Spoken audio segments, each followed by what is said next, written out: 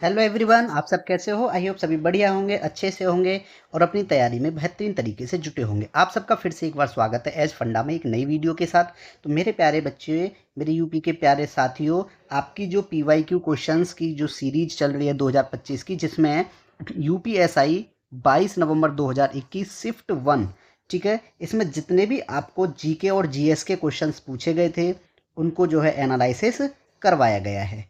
ठीक है, आपके जो है मेरे प्यारे बच्चे 27 सेट्स कंप्लीट हो गए हैं। कितने सेट्स कंप्लीट हो गए हैं? 27 सेट्स कंप्लीट हो गए और ये आपका जो है 28th सेट है, 28वां आपका सेट है। ठीक है, आपको प्रत्येक क्लास के पीडीएफ नोट्स, आपको तो है नोट्स बनाने की कोई ज़रूरत है नहीं, पीडीएफ नोट्स जो है आप टेलीग्राम चैनल से डाउनलोड कर लेना।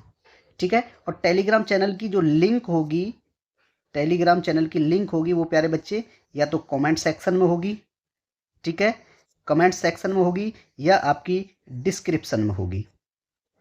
ठीक है, या तो कमेंट्स में होगी या डिस्क्रिप्शन में लिंक आपको दे रखी है। ठीक है, आप वहां से ज्वाइन कर सकते हैं टेलीग्राम चैनल को और पीडीएफ नोट्स डाउनलोड कर सकते हैं, क्योंकि पीडीएफ नोट्स बना के आप अपना खुद का टाइम वेस्ट ना करें।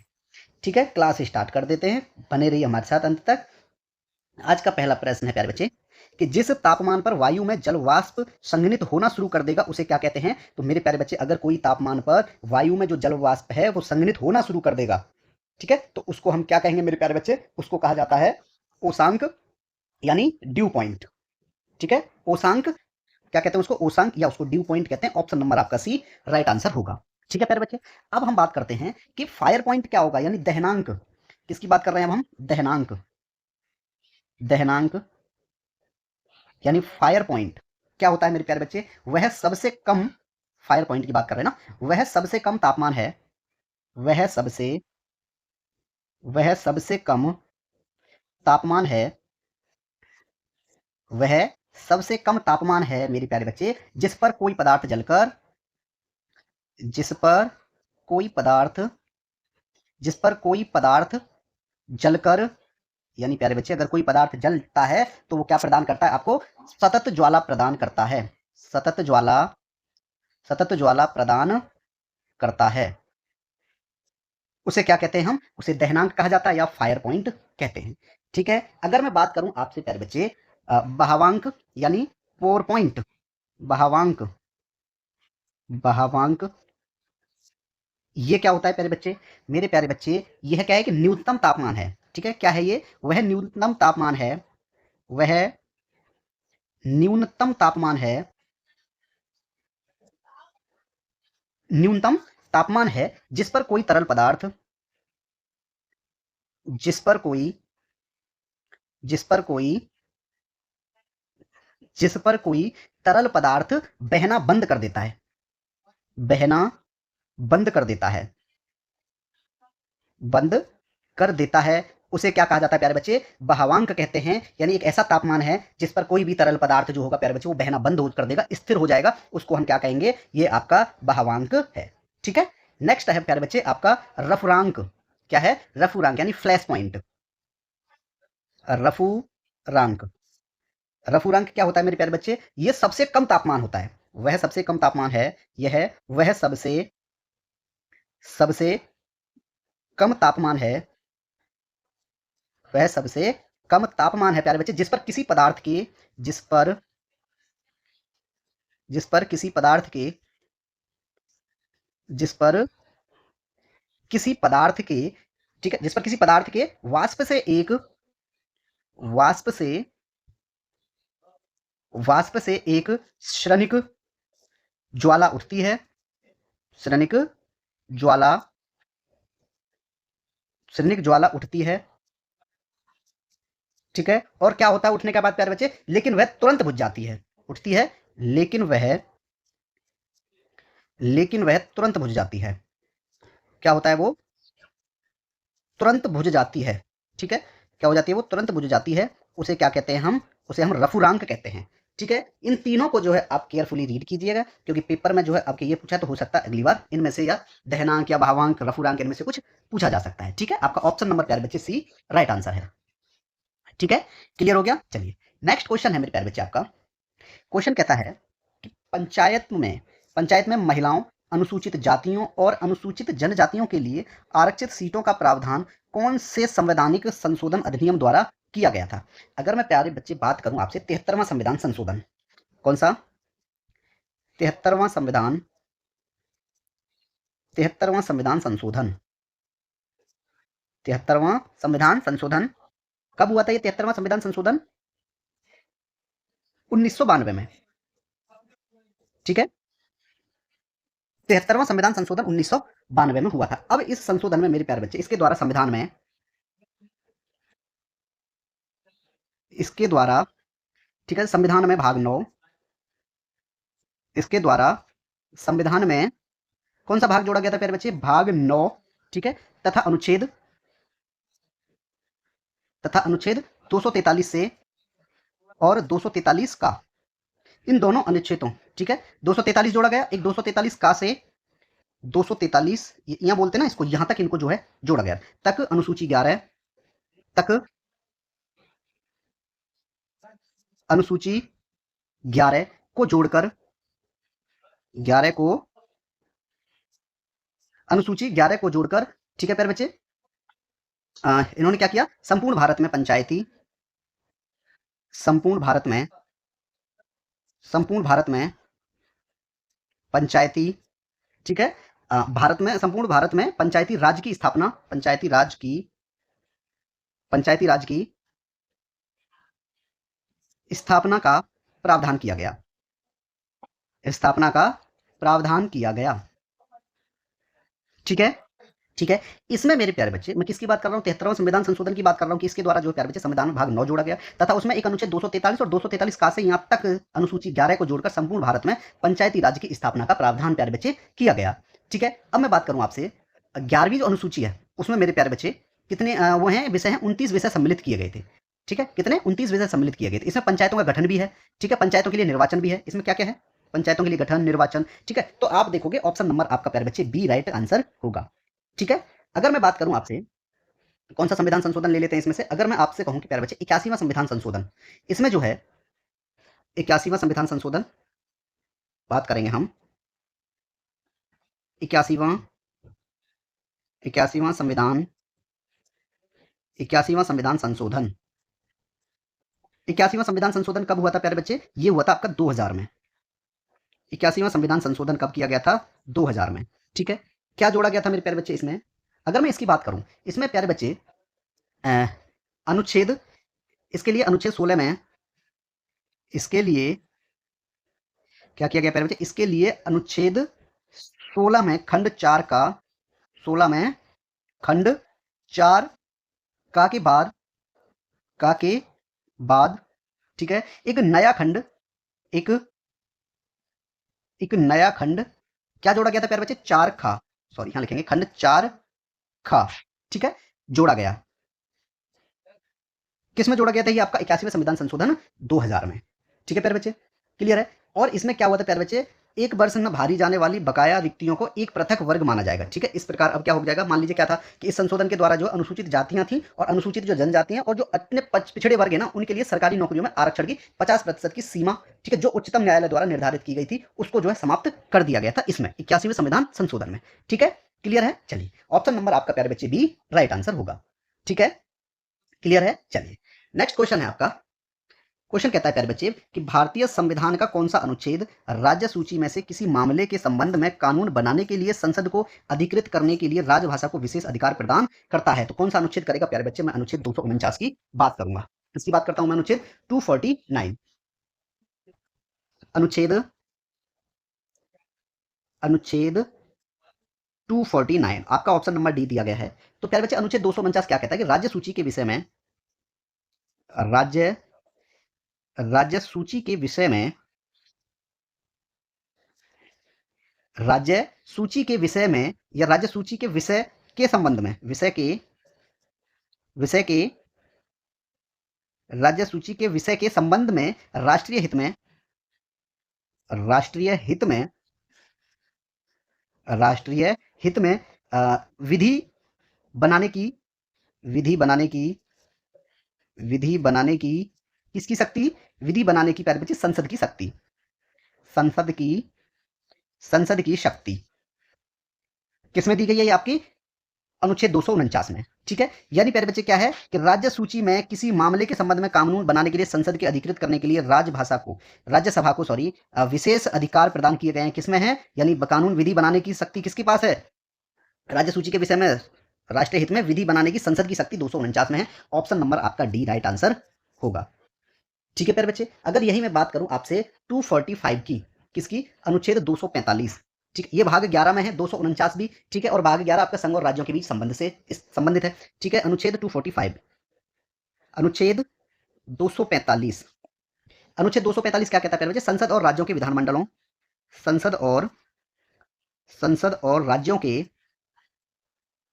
संसद और राज्यों के विधानमंडलों द्वारा विधानमंडलों द्वारा बनाई गई विधियों का विस्तार, बनाई गई विधियों का विस्तार।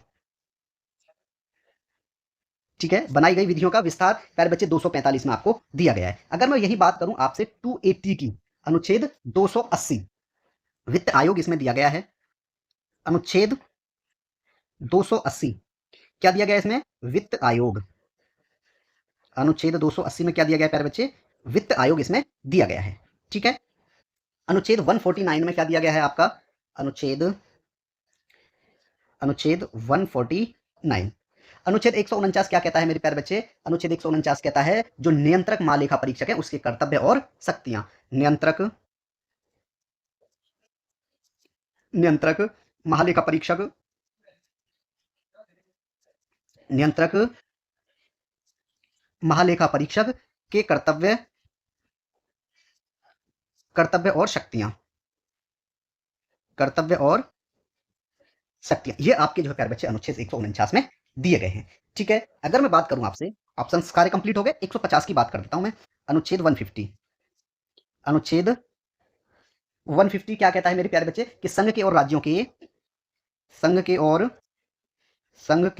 किसके? राज्यों के लेखाओं का प्रारूप, लेखाओं का प्रारूप किसमें है? आपका 150 में है। अगर मैं आपसे ये कहूं कि भाग 6 में क्या दिया गया है? भाग 6 किसकी बात कर रहा हूं मैं? अब मैं आपसे बात करता हूं प्यारे बच्चे भाग 6 की। भाग 6 में आपका राज्य है। क्या है? राज्य दिया गया है, राज्य से संबंधित चीजें दी गई हैं भाग 6 में। ठीक है, ध्यान से करेंगे एक एक चीज। ठीक है, भाग 7 की बात करेंगे अब हम। भाग 7 में, भाग 7 क्या कहता है प्यारे बच्चे? पहली अनुसूची के पहली अनुसूची के क्या? भाग खा के भाग खा के, ठीक है, राज्य, ये आपका भाग 7 में दिया गया है। भाग 8 में क्या दिया गया है? भाग 8 में आपके संघ राज्य क्षेत्र, संघ राज्य क्षेत्र। ठीक है, भाग यानी अध्याय भी, आप भाग भी याद कर लेना मेरे प्यारे बच्चे, क्योंकि भाग जो है पूछ लिए जाते हैं। और 9 में है आपकी पंचायतें। भाग 9 में क्या दिया गया है आपको? पंचायतें। भाग 9 में आपको पंचायतें दी गई हैं। और भाग 9 का में क्या दिया गया? नगर पालिकाएं। भाग 9 का में क्या दिया गया आपको? नगर पालिकाएं, नगर पालिकाएं दी गई हैं। ठीक है प्यारे बच्चे, तो ये हैं आपके भाग। ठीक है, इनको भी आप कीजिए। ठीक है, और ये हो गए प्यारे बच्चे आपके अनुच्छेद। ठीक है, ऑप्शन नंबर आपका डी राइट आंसर था इसमें। क्वेश्चन आपका यहाँ पे कंप्लीट हो जाता है। नेक्स्ट क्वेश्चन है प्यारे बच्चे, क्वेश्चन कहता है कि राष्ट्रीय अनुसूचित जाति आयोग एक कैसा निकाय है? राष्ट्रीय अनुसूचित जाति आयोग मेरे प्यारे बच्चे एक कैसा निकाय है, ये इसमें पूछा गया है। ये कैसा निकाय है? ये संवैधानिक निकाय है। क्यों है संवैधानिक निकाय? क्योंकि ये संविधान में निहित है। अनुच्छेद 338 में राष्ट्रीय अनुसूचित जाति आयोग को एक संवैधानिक निकाय है, ऐसा प्रावधान किया गया है। किसमें? अनुच्छेद 338 में। ठीक है, अगर अनुच्छेद आपको याद है ना, तो आप कुछ भी कर सकते हो। ठीक है, अनुच्छेद 38 में क्या दिया गया? 338 में राष्ट्रीय अनुसूचित जाति आयोग। तो ऑप्शन नंबर आपका जो है मेरे प्यारे बच्चे डी राइट आंसर होगा। ठीक है, अब मैं बात करूं आपसे, यही क्या कह रहा था मैं ये कह रहा था मेरे प्यारे बच्चे, कौन से अनुच्छेद के अंतर्गत? अनुच्छेद 338 मेरे प्यारे बच्चे, अनुच्छेद 338 की अगर मैं बात करूंगा तो क्या कहा गया है उसमें? कि राष्ट्रीय अनुसूचित जाति आयोग एक राष्ट्रीय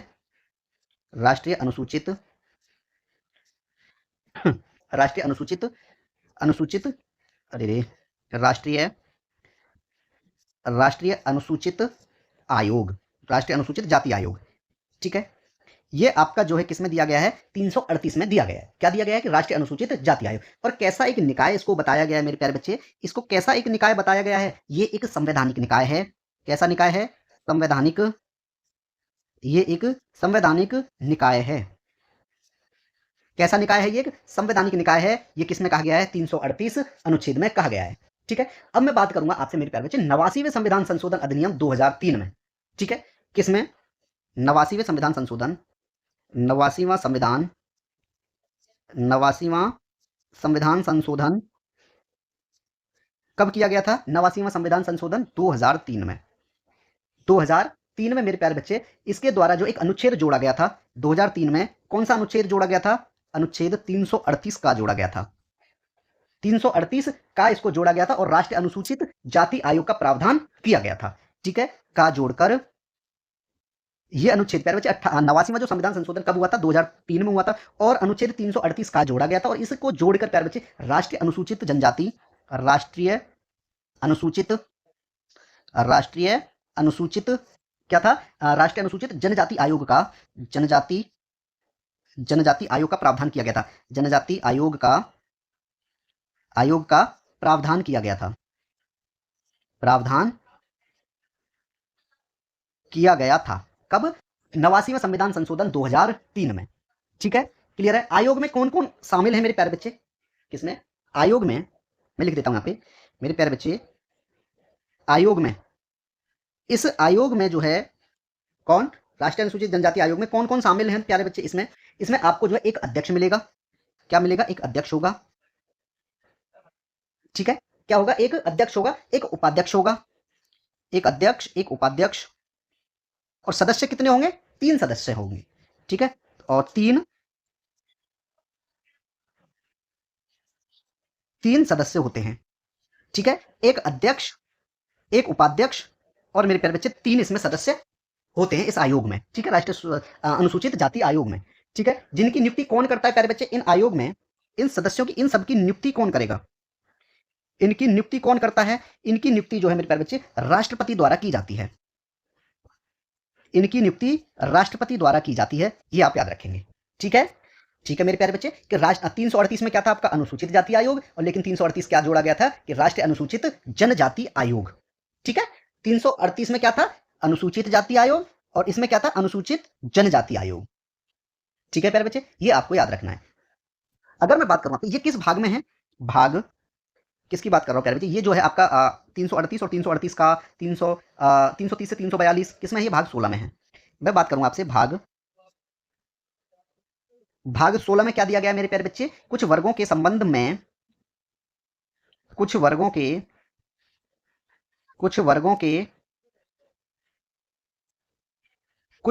संबंध में विशेष उपबंध, विशेष उपबंध।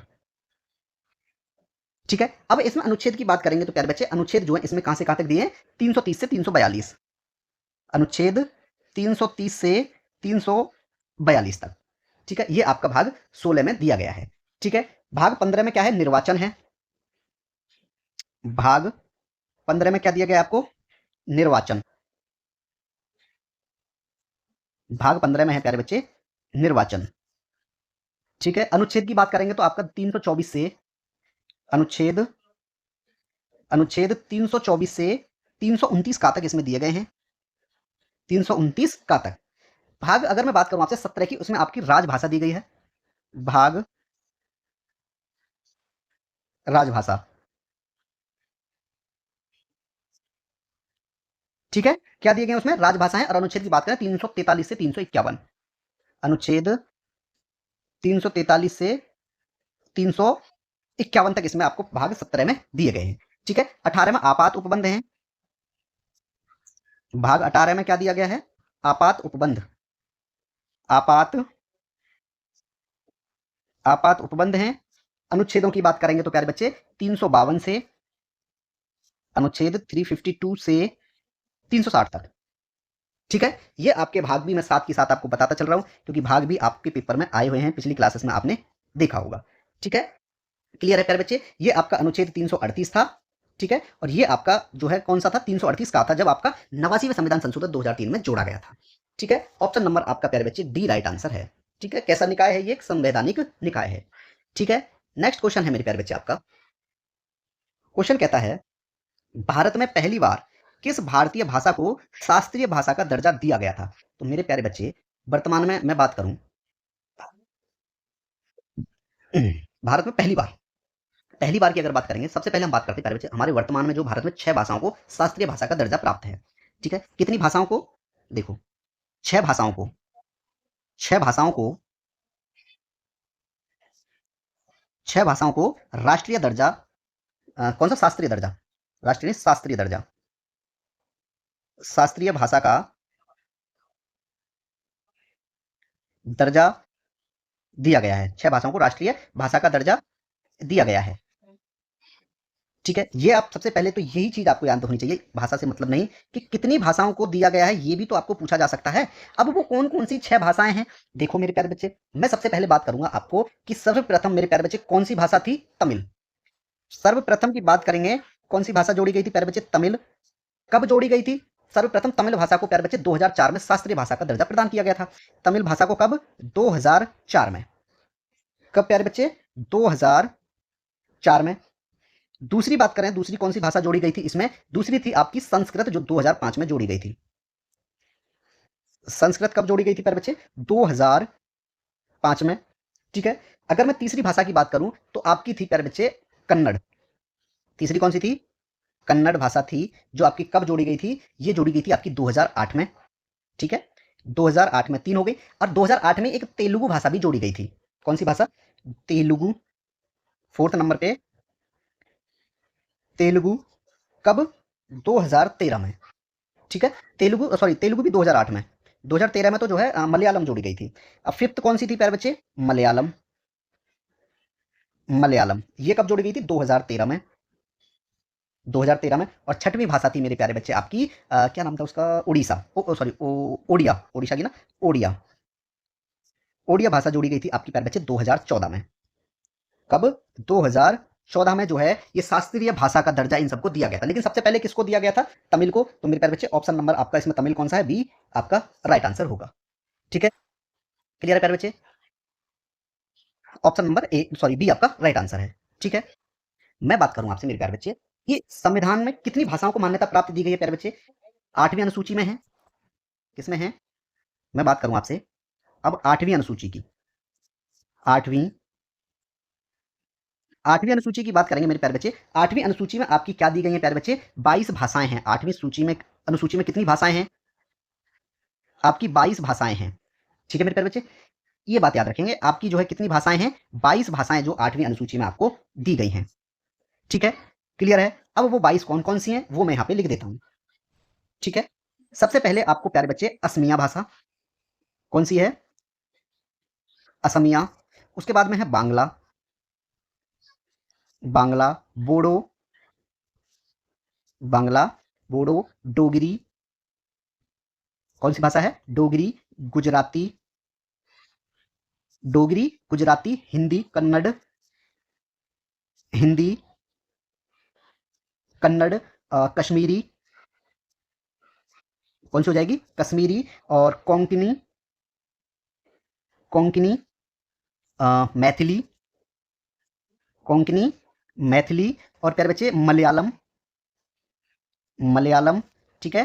मणिपुरी, मलयालम, मणिपुरी, मराठी, मराठी, नेपाली, नेपाली, ओडिया, ठीक है। ये 6वीं लैंग्वेज थी आपकी शास्त्रीय भाषा में, ओडिया। उसके बाद पंजाबी,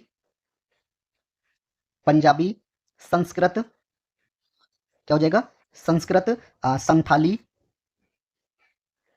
संथाली, संस्कृत हो गया, संथाली हो गई, सिंधी, तमिल, सिंधी, तमिल, तेलुगु, तेलुगु। और एक थी आपकी उर्दू, उर्दू। ये आपकी 22 भाषाएं मेरे प्यारे बच्चे आपकी 8वीं अनुसूची में दी गई हैं, ठीक है। किसमें है ये? 8वीं अनुसूची में 22 भाषाएं दी गई, लेकिन 6 भाषाओं को जो है शास्त्रीय भाषा का दर्जा दिया गया है। तमिल, संस्कृत, कन्नड़, तेलुगु, मलयालम और ओडिया, ठीक है। ये आपकी 6 भाषाएं हैं। कौन सी 6 भाषाएं हैं जिनको शास्त्रीय भाषा का इनको दर्जा प्यारे बच्चे दिया गया है। ठीक है, क्लियर है। ये आपकी 8वीं अनुसूची में है सभी भाषाएं, 22 भाषाएं हैं। ठीक है, जो मैंने आपको यहाँ पे सब कंप्लीट लिखा दी है। ठीक है, कंप्लीट हो गया। चलिए नेक्स्ट क्वेश्चन क्या कहता है मेरे प्यारे बच्चे। क्वेश्चन कहता है सरकार के संसदीय स्वरूप का दूसरा नाम निम्नलिखित में से कौन सा नहीं है। ठीक है, सरकार के संसदीय स्वरूप का दूसरा नाम निम्नलिखित में से कौन सा नहीं है। देखो मेरे प्यारे बच्चे, मैं आपसे बात करूं कि सरकार का संसदीय स्वरूप जो है एक लोकतांत्रिक शासन व्यवस्था की वह प्रणाली है जिसमें कार्यपालिका अपनी लोकतांत्रिक वैधता क्या बोलते हैं उसको, लोकतांत्रिक वैधता, ठीक है, विधायिका के माध्यम से प्राप्त करती है और विधायिका के प्रति उत्तरदायी होती है। ठीक है, और संसदीय प्रणाली में कार्यपालिका और विधायिका एक दूसरे से परस्पर संबंधित होते हैं। तो मेरे प्यारे बच्चे अगर उसके अकॉर्डिंग देखोगे, इसमें जो आपका राजशाही शासन नहीं होता है, उत्तरदायी शासन भी मिलेगा, मंत्रिमंडल भी होता है, वेस्टमिंस्टर भी होता है, लेकिन आपका जो है ये राजशाही शासन नहीं होता है। ठीक है, ऑप्शन नंबर आपका ए राइट आंसर होगा। ठीक है प्यारे बच्चे, सरकार की बात करेंगे हम कि सरकार का जो संसदीय स्वरूप, ठीक है, मैं बात करूं यहां पे, देखो एक पॉइंट लिखता हूं मैं। सरकार, क्या पॉइंट लिखा मैंने प्यारे बच्चे कि सरकार का संसदीय स्वरूप, सरकार का संसदीय स्वरूप लोकतांत्रिक शासन, लोकतांत्रिक लोकतांत्रिक शासन व्यवस्था, लोकतांत्रिक शासन व्यवस्था की वह प्रणाली है, लोकतांत्रिक शासन व्यवस्था की वह प्रणाली है, वह प्रणाली है जिसमें कार्यपालिका, जिसमें कौन, कार्यपालिका, जिसमें कार्यपालिका अपनी लोकतांत्रिक वैधता, अपनी लोकतांत्रिक अपनी लोकतांत्रिक वैधता, लोकतांत्रिक वैधता विधायिका, लोकतांत्रिक वैधता जो है प्यारे बच्चे विधायिका के माध्यम से प्राप्त करती है, विधायिका के माध्यम से, विधायिका के माध्यम से प्राप्त करती है, प्राप्त करती है। ठीक है, सरकार का जो प्यारे बच्चे संसदीय स्वरूप की बात हो रही है, जो है क्या है कि लोकतांत्रिक शासन व्यवस्था की एक ऐसी प्रणाली है प्यारे बच्चे जिसमें कार्यपालिका अपनी लोकतांत्रिक वैधता को विधायिका के माध्यम से प्राप्त करती है। ठीक है, और प्यारे बच्चे विधायिका के प्रति उत्तरदायित्व होती है। ठीक है, और विधायिका के प्रति क्या लिखूंगा मैं, और विधायिका के प्रति, और विधायिका के प्रति, विधायिका के प्रति क्या होती है प्यारे बच्चे, उत्तरदायी होती है, उत्तरदायी होती है। यानी क्या है प्यारे बच्चे, उत्तरदायी शासन भी है, यानी उत्तरदायी होती है। और संसदीय प्रणाली में कार्यपालिका, क्या लिखूं प्यारे बच्चे, मैं दूसरा पॉइंट मैं लिखता हूं कि जो संसदीय प्रणाली में, किसमें, संसदीय प्रणाली में, संसदीय संसदीय प्रणाली में कार्यपालिका, संसदीय प्रणाली में कार्यपालिका और विधायिका एक दूसरे से, और विधायिका, कार्यपालिका और विधायिका एक दूसरे से, एक दूसरे से परस्पर संबंधित होते हैं, परस्पर संबंधित होते हैं, परस्पर संबंधित होते हैं। ठीक है, और प्यारे बच्चे इस प्रणाली में जो है, जो राज्य विधायिका है ना, उसका मुखिया कौन होगा, राष्ट्रपति, और सरकार का मुखिया कौन होगा, प्रधानमंत्री। अब एक चीज और, क्या पॉइंट है मेरे प्यारे बच्चे, एक पॉइंट ये रहेगा आपका कि इस प्रणाली में, इस प्रणाली में कुछ भी चीज फालतू नहीं लिखा रहा हूं मैं। ठीक है, इस प्रणाली में राज्य विधायिका का मुखिया कौन होता है, राज्य विधायिका का, राज्य राज्य विधायिका का मुखिया, इस प्रणाली में राज्य विधायिका का मुखिया कौन होगा, राष्ट्रपति होगा। कौन होगा प्यारे बच्चे, राष्ट्रपति होगा। मुखिया कौन रहा, राष्ट्रपति। ठीक है, किसका, इस प्रणाली का। लेकिन सरकार का मुखिया कौन रहेगा, सरकार का मुखिया की बात करेंगे तो प्रधानमंत्री होंगे।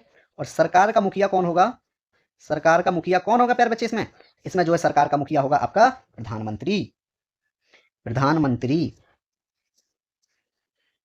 ठीक है, ये जो प्रणाली है आपकी संसदीय स्वरूप, ठीक है, इसका जो है मेरे प्यारे बच्चे, जो राज्य के विधायिका का मुखिया, इस प्रणाली में जो राज्य विधायिका, इसका जो मुखिया होगा वो राष्ट्रपति होगा, सरकार का मुखिया प्रधानमंत्री होता है। ठीक है, ये किसके प्रति उत्तरदायी होते हैं प्यारे बच्चे, लोकसभा के प्रति उत्तरदायी होता है।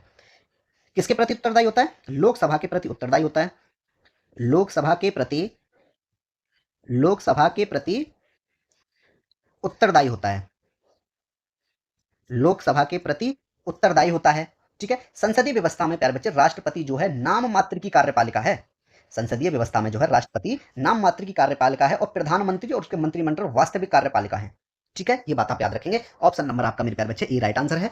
ठीक है, चलिए आगे बढ़ते हैं मेरे प्यारे बच्चे नेक्स्ट क्वेश्चन की ओर। क्वेश्चन कहता है कि मंगदेक्षु जल विद्युत परियोजना का निर्माण कहां किया गया है? किसका?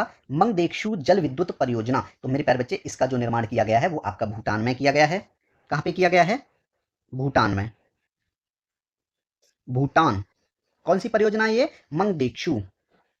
मंगदेक्षु। मंगदेक्षु जल विद्युत परियोजना। जल विद्युत परियोजना। ठीक है, कहां पे है ये आपका प्यारे बच्चे? भूटान में है और ऑप्शन नंबर आपका सी राइट आंसर होगा। ठीक है, भूटान में है। ठीक है, ये जो है प्यारे बच्चे कितनी क्षमता है इसकी? अगर इसकी क्षमता की बात करें, इसकी इसकी अगर क्षमता की बात करें हम, किसकी क्षमता की अगर बात की जाए मेरे प्यारे बच्चे, तो ये 600 मेगावाट क्षमता है इसकी। कितनी क्षमता है इसकी? क्षमता है इसकी प्यारे बच्चे 600 मेगावाट। 600 मेगावाट। 600 मेगावाट इसकी जो है क्षमता है। ठीक है, भारत और भूटान के मध्य पहली संयुक्त उद्यम परियोजना है, ये बात आप याद रखेंगे। ठीक है, क्लियर है? ठीक है, अगर मैं बात करूं आपसे प्यारे बच्चे श्रीलंका की, किसकी बात करूं मैं?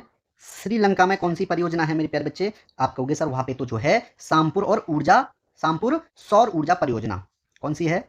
सामपुर सामपुर सौर ऊर्जा परियोजना। ठीक है, ये जो है प्यारे बच्चे वहां भारत के सहयोग से बनाई गई है। ठीक है, और एक मन्नार द्वीप पर प्यारे बच्चे पवन ऊर्जा परियोजना है। ठीक है, क्लियर है? चलिए और मैं बात करूं आपसे, श्रीलंका में एक और है, मुझे नाम याद नहीं आ रहा उसका। कोयला विद्युत है, नोरो चचलोई, क्या नाम है उसका? नोरो चचोलाई। नोरो नोरो चचोलाई। नोरो चचोलाई कोयला विद्युत संयंत्र है। कोयला विद्युत संयंत्र कहां पे है ये आपका श्रीलंका में है। ठीक है, बात करें प्यारे बच्चे बांग्लादेश की, किसकी? बांग्लादेश। बांग्लादेश में जो है मेरे प्यारे बच्चे, यहाँ पे जो है मातरबारी कोयला आधारित बिजली संयंत्र है। कौन सा है? मातरबारी। मातर मातरबारी मातरबारी कोयला मातरबारी कोयला आधारित बिजली संयंत्र। बिजली बिजली संयंत्र। ठीक है, और अगर बात करें यहाँ पे एक और है प्यारे बच्चे, पावर प्रोजेक्ट है। कौन सा? मैत्री सुपर। एक है मैत्री सुपर थर्मल मैत्री सुपर थर्मल पावर प्रोजेक्ट। ये आपका बांग्लादेश में है दोनों। ठीक है, ये बात आप याद रखेंगे। अगर हम बात करें आपसे म्यांमार, किसकी बात कर रहे हैं हम? म्यांमार में एक परियोजना है यांगून गैस आधारित परियोजना। Yangon Yangon gas Yangon gas आधारित परियोजना। ठीक है प्यारे बच्चे, इसकी जो क्षमता है वो 388 मेगावाट है। ठीक है, ऑप्शन नंबर आपका सी राइट आंसर था प्यारे बच्चे। यहाँ पे आपका जो क्वेश्चन कंप्लीट हो जाता है। ठीक है, नेक्स्ट क्वेश्चन है मेरे प्यारे बच्चे आपका। क्वेश्चन कहता है कि प्रशासनिक सुविधा के लिए उत्तर प्रदेश में कितने मंडल हैं? मेरे प्यारे बच्चे, प्रशासनिक सुविधा के लिए जो उत्तर प्रदेश में मैं बात करूं, कुल मंडल कितने हैं? 18 हैं।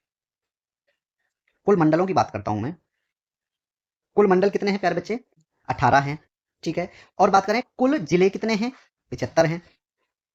कुल जिले कितने दिए गए हैं प्यारे बच्चे? 75 हैं, और मंडलों की संख्या जो है उसमें 18 है। ठीक है, अब इनका उद्देश्य क्या है? मंडलों का? किसकी बात कर रहे हैं हम? मंडलों के उद्देश्य की बात कर रहे हैं। ठीक है, मंडलों का उद्देश्य है मेरे प्यारे बच्चे कि प्रभावी प्रभावी शासन विकास और सार्वजनिक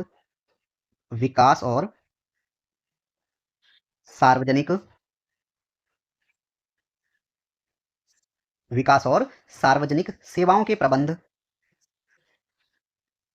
सेवाओं के प्रबंध, सेवाओं के प्रबंध में मदद करना, प्रबंध में मदद करना। ठीक है, ये इसका उद्देश्य है किसका? मंडल का। ठीक है, मैं बात करूंगा मेरे प्यारे बच्चे, कुल मंडल आपको कितने बताए गए? 18 मंडल, 18 मंडल। ठीक है, अब वो 18 मंडल मेरे प्यारे बच्चे कौन कौन से हैं ये भी तो हमें पता होना चाहिए। ठीक है, सबसे पहले बात करेंगे प्यारे बच्चे हम, आगरा है, आगरा मंडल। ठीक है, दूसरी बात करेंगे हम अलीगढ़ मंडल, अलीगढ़ है। ठीक है, तीसरी बात करेंगे हम प्यारे बच्चे इलाहाबाद, इलाहाबाद। ठीक है, चौथे नंबर पे बात करेंगे हम आजमगढ़, आजमगढ़। पांचवें नंबर की बात करेंगे प्यारे बच्चे बरेली। ठीक है, और कौन सा है? बस्ती है, चित्रकूट है, बस्ती। ठीक है, सातवां चित्रकूट, चित्रकूट। आठवें की बात करेंगे तो प्यारे बच्चे देवी पाटन, देवी पाटन। नौवां हो जाएगा आपका फैजाबाद, क्या हो जाएगा? फैजाबाद।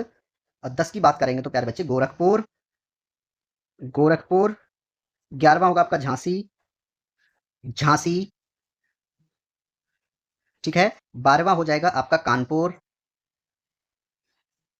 13 की बात करें, 13वां हो जाएगा आपका प्यारे बच्चे लखनऊ, लखनऊ। 14वां होगा मेरठ, नेक्स्ट मेरठ के बाद होगा मिर्जापुर, क्या हो जाएगा? मिर्जापुर। फिर मुरादाबाद, सहारनपुर, मुरादाबाद, सहारनपुर, सहारनपुर नहीं सहारनपुर, सहारनपुर। ठीक है, और प्यारे बच्चे 18वां हो जाएगा आपका लास्ट वाराणसी। ठीक है, ये आपके जो है प्यारे बच्चे 18 मंडल हैं। ठीक है, उत्तर प्रदेश में प्रशासनिक सुविधा के लिए जो है 18 मंडल आपको दिए गए हैं। ठीक है, इनको जो है आप याद कर लीजिएगा, हो सकता है कि पूछ लिया जाए कि कौन सा मंडल जो है इनमें से। ठीक है, ऑप्शन नंबर जो है मेरे प्यारे बच्चे आपका कौन सा राइट आंसर है? बी, की 18 मंडल जो है उत्तर प्रदेश में प्रशासनिक सुविधा के लिए है। ठीक है, क्लियर? चलिए नेक्स्ट क्वेश्चन की बात करते हैं प्यारे बच्चे। निम्नलिखित में से उत्तर प्रदेश के किस जिले में भारत माता मंदिर स्थित है? तो मेरे प्यारे बच्चे भारत माता मंदिर जो है कहां पे है? ये आपका वाराणसी में है। ठीक है, ऑप्शन नंबर आपका सी राइट आंसर होगा। ठीक है, किसमें है? वाराणसी, वाराणसी। ठीक है प्यारे बच्चे, किसकी बात कर रहे हैं? वाराणसी। वाराणसी में क्या है मंदिर? भारत माता मंदिर। कौन सा मंदिर है? भारत, भारत माता मंदिर है। ठीक है, और एक मंदिर है प्यारे बच्चे का श्री काशी विश्वनाथ मंदिर, श्री काशी, श्री काशी विश्वनाथ मंदिर, विश्वनाथ, विश्वनाथ मंदिर। ठीक है, ये भगवान शिव को समर्पित है। ठीक है, स्वर्ण मंदिर के रूप में भी इसे जाना जाता है। माँ अन्नपूर्णा मंदिर, माँ कौन सा? अन्नपूर्णा मंदिर, माँ अन्नपूर्णा मंदिर। ये भी आपका जो है वाराणसी में है। ठीक है, और संकट मोचन मंदिर, संकट मोचन, संकट मोचन मंदिर, ये भी आपका वाराणसी में है। ठीक है, काल भैरव मंदिर, काल भैरव मंदिर कहाँ पे है? वाराणसी में है। ठीक है, तुलसी मानस मंदिर भी है, फेमस है।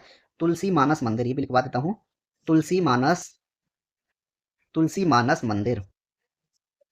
ठीक है, ये सब आपके वाराणसी में है। अयोध्या की बात करेंगे प्यारे बच्चे, अयोध्या, अयोध्या में कौन कौन से मंदिर हैं? एक तो आपका सबसे फेमस प्यारे बच्चे कौन सा है? राम जन्मभूमि मंदिर, राम, राम जन्मभूमि मंदिर, राम जन्मभूमि मंदिर है। हनुमानगढ़ी, ठीक है, भगवान हनुमान को समर्पित है। ठीक है, प्रसिद्ध मंदिर है हनुमानगढ़ी मंदिर, हनुमानगढ़ी। ठीक है, और वहां पे एक कनक भवन भी है, कनक भवन। कहाँ पे है ये? अयोध्या में है। श्री नागेश्वर नाथ मंदिर, श्री, श्री नागेश्वर नाथ मंदिर, श्री नागेश्वर नाथ मंदिर कहाँ पे है आपका? अयोध्या में। ठीक है, क्लियर है? चलिए नेक्स्ट अगर बात करें हम आगरा की बात करें, आगरा, आगरा में एक तरह से प्रसिद्ध मंदिर है और उसका नाम है श्री मनकामेश्वर मंदिर, श्री मनकामेश्वर मन कामेश्वर मंदिर, श्री मन कामेश्वर मंदिर है, ठीक है। और एक है आपका दयाल बाग मंदिर, दयाल बाग, दयाल बाग मंदिर कहाँ पे है, ये भी आगरा में है। और एक आपका बालकेश्वर महादेव मंदिर, बालकेश्वर, बालकेश्वर महादेव मंदिर, महादेव मंदिर, ठीक है। और एक लंगड़े की चौकी भी है वहां पे, ठीक है, मंदिर है वो भी, उसको छोड़ दीजिए। क्लियर। अब बात करते हैं मेरे प्यारे बच्चे बरेली की। किसकी बात करते हैं, बरेली की बात करते हैं। बरेली में भी कई सारे प्रमुख मंदिर हैं, जैसे कि कौन सा मंदिर आपका बरेली में है, एक है आपका अलखनाथ मंदिर। कौन सा है, अलखनाथ मंदिर, अलखनाथ मंदिर है। और आपका त्रिवटीनाथ मंदिर, त्रिवटी, त्रिवटीनाथ मंदिर, त्रिवटीनाथ मंदिर है। और है आपका एक धोपेश्वर नाथ मंदिर। कौन सा, धोपेश्वर नाथ मंदिर, धोपेश्वर नाथ मंदिर, ठीक है। एक आपका पशुपतिनाथ मंदिर, ये भी बरेली में है, ठीक है। ये भगवान शिव को एक समर्पित है, ठीक है, ठीक है। कहाँ पे है ये, ये भी आपका बरेली में है, पशुपतिनाथ मंदिर, पशुपतिनाथ मंदिर, ठीक है प्यारे बच्चे। तो ये जो है आपके वाराणसी से रिलेटेड जो भी मंदिर हैं इंपोर्टेंट वो हैं। ये आपके अयोध्या के मंदिर हैं, ठीक है। किसके हैं ये, अयोध्या के मंदिर हैं। ये बरेली के मंदिर हैं आपके, जो बरेली में हैं, ठीक है। और ये आपके आगरा में हैं, ठीक है प्यारे बच्चे। और ऑप्शन नंबर जो है आपका सी राइट आंसर है कि वाराणसी में जो है आपका भारत माता मंदिर स्थित है।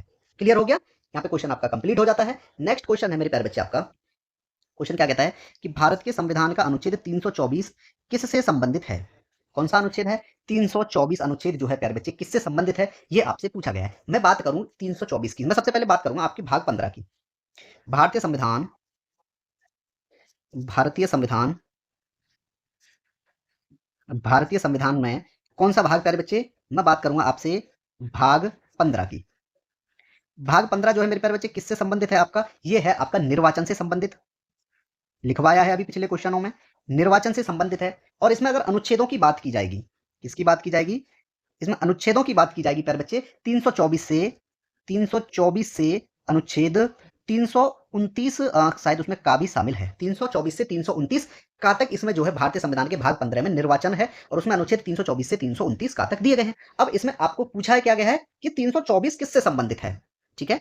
अनुच्छेद, अनुच्छेद 324 पूछा गया है कि ये किससे संबंधित है। तो मेरे प्यारे बच्चे ये निर्वाचन के अधीक्षण, निर्देशन, नियंत्रण का निर्वाचन, आयोग में निहित होना, इससे संबंधित है, ठीक है। निर्वाचनों के अधीक्षण, निर्वाचनों के, निर्वाचनों के अधीक्षण, निर्वाचनों के अधीक्षण, निर्देशन और नियंत्रण, निर्देशन और, निर्देशन और नियंत्रण, निर्देशन और नियंत्रण का निर्वाचन, निर्वाचन आयोग में निहित होना, निर्वाचन आयोग में निहित होना, ठीक है। ये आपका संबंधित है, ठीक है। अगर आप इसमें ऑप्शन की बात करोगे मेरे प्यारे बच्चे तो भारतीय निर्वाचन आयोग, ठीक है, ऑप्शन नंबर आपका डी राइट आंसर होगा। Election commission of India, election commission of India, option number D आपका राइट आंसर है, ठीक है प्यारे बच्चे। क्लियर है। ऑप्शन नंबर आपका प्यारे बच्चे ए दिया गया है वित्त आयोग। ये वित्त आयोग किसमें है आपका, अनुच्छेद 280 में है, ठीक है, 280 में है वित्त आयोग। क्या है, वित्त आयोग, वित्त आयोग है। अगर इसकी मैं बात करूंगा प्यारे बच्चे, ये भाग किसमें है, ये भाग 12 में है। किसमें है, भाग 12 में। ये है आपका प्यारे बच्चे भाग 12 में। और भाग 12 में जो है अनुच्छेदों की अगर बात करेंगे हम 264 से लेके प्यारे बच्चे अनुच्छेद 300, अनुच्छेद 300 का तक इसमें दिए गए हैं, ठीक है। क्लियर है। नेक्स्ट दिया आपका संघ लोक सेवा आयोग। ये आपका जो है मेरे प्यारे बच्चे अनुच्छेद 315 में है, ठीक है। संघ हाँ, संघ लोक सेवा आयोग, ठीक है, 315 अनुच्छेद, अनुच्छेद 315, अनुच्छेद 315 में क्या दिया है, संघ और राज्यों के लिए लोक सेवा आयोग, संघ और, ठीक है, संघ लोक सेवा आयोग या राज्य सेवा आयोग, ठीक है। संघ और राज्यों के लिए, संघ और राज्यों के लिए लोक सेवा आयोग, लोक सेवा आयोग, ठीक है प्यारे बच्चे। अब मैं बात करूंगा ये किस भाग में है, ये भाग 14 में है प्यारे बच्चे।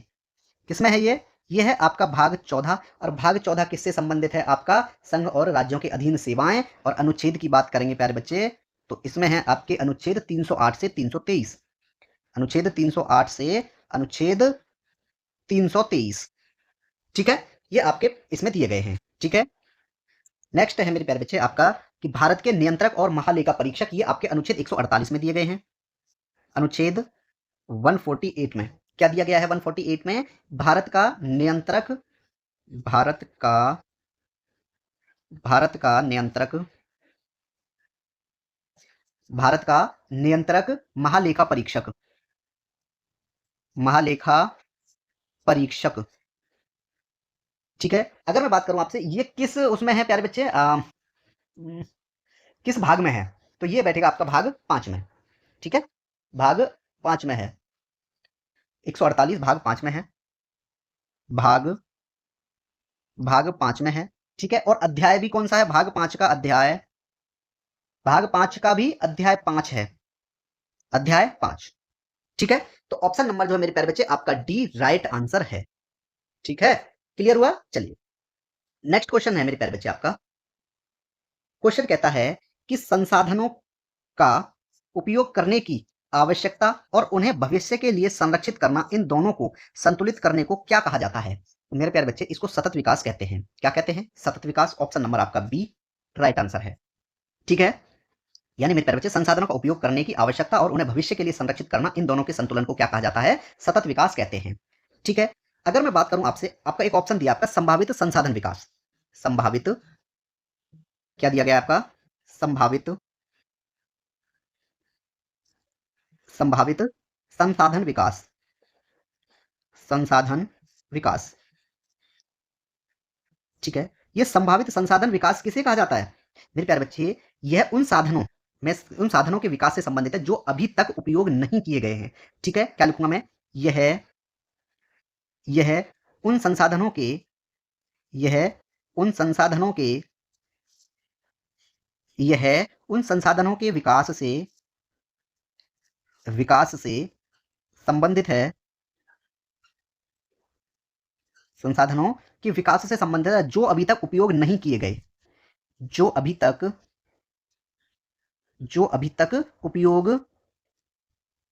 उपयोग नहीं किए गए हैं, नहीं किए गए हैं। ठीक है, जो संसाधन अभी तक उपयोग नहीं किए गए हैं उनको संभावित संसाधन विकास कहा जाता है। नेक्स्ट आपका दिया है प्यारे बच्चे रिसोर्स डेवलपमेंट यानी संसाधन विकास। क्या दिया गया है, संसाधन संसाधन विकास।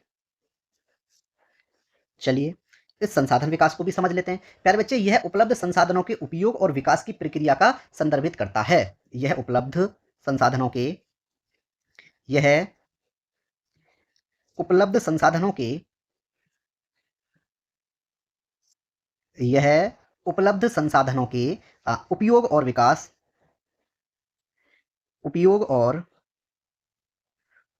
और विकास की प्रक्रिया को, विकास की प्रक्रिया को क्या करता है प्यारे बच्चे, संदर्भित करता है, संदर्भित करता है। ठीक है, उसे क्या कहते हैं हम, संसाधन विकास कहते हैं।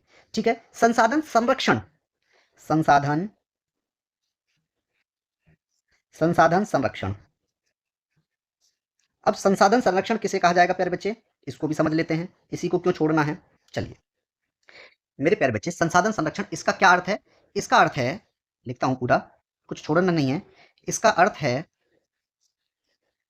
ठीक है, क्या अर्थ है इसका प्यारे बच्चे, कि संसाधनों का बुद्धिमानी से उपयोग करना, संसाधनों का बुद्धिमानी से, संसाधनों का बुद्धिमानी से क्या करना प्यारे बच्चे, उपयोग करना, उपयोग करना। ठीक है, एक तो इनका उपयोग जो है बुद्धिमानी से किया जाना चाहिए और उन्हें क्या प्यारे बच्चे, नवीनीकृत होने देना ताकि वे भविष्य की पीढ़ियों के लिए बने रहें। उन्हें क्या कहते हैं, संसाधन संरक्षण कहा जाता है। करना और उन्हें उन्हें और तो मैंने लिखा नहीं, करना और उन्हें क्या करना प्यारे बच्चे, नवीनीकृत होने देना, उन्हें नवीनीकृत नवीनीकृत उन्हें नवीनीकृत होने देना, नवीनीकृत होने देना, ताकि वे भविष्य की पीढ़ियों के लिए ताकि वे भविष्य की पीढ़ियों के लिए भविष्य की ताकि वे भविष्य की पीढ़ियों के लिए भविष्य की पीढ़ियों के लिए बने रहें। ठीक है, उन्हें क्या कहेंगे प्यारे बच्चे, हम संसाधन संरक्षण कहते हैं।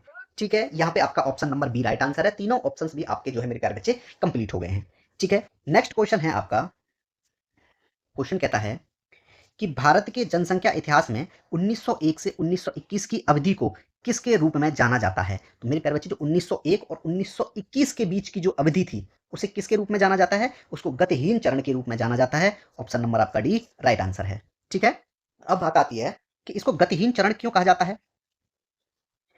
1901 1901 से प्यारे बच्चे 1921 तक की अगर बात की जा रही है इसमें, ठीक है, इसको जो है क्या कहा गया था प्यारे बच्चे, इसमें गतिहीन चरण क्यों ही कहा गया था इसको गतिहीन चरण, इस टाइम पीरियड को क्यों? क्योंकि प्यारे बच्चे इस अवधि में जनसंख्या वृद्धि दर लगभग शून्य थी। ठीक है, क्यों थी? क्योंकि जनसंख्या वृद्धि की बात करें तो जनसंख्या वृद्धि कितनी थी? शून्य थी। ठीक है, कितनी थी प्यारे बच्चे? शून्य थी। क्योंकि जन्म और मृत्यु दरें दोनों बहुत अधिक थी। क्यों? क्योंकि जन्म और मृत्यु दर दोनों क्या थी प्यारे बच्चे? बहुत अधिक थी, दर अधिक थी।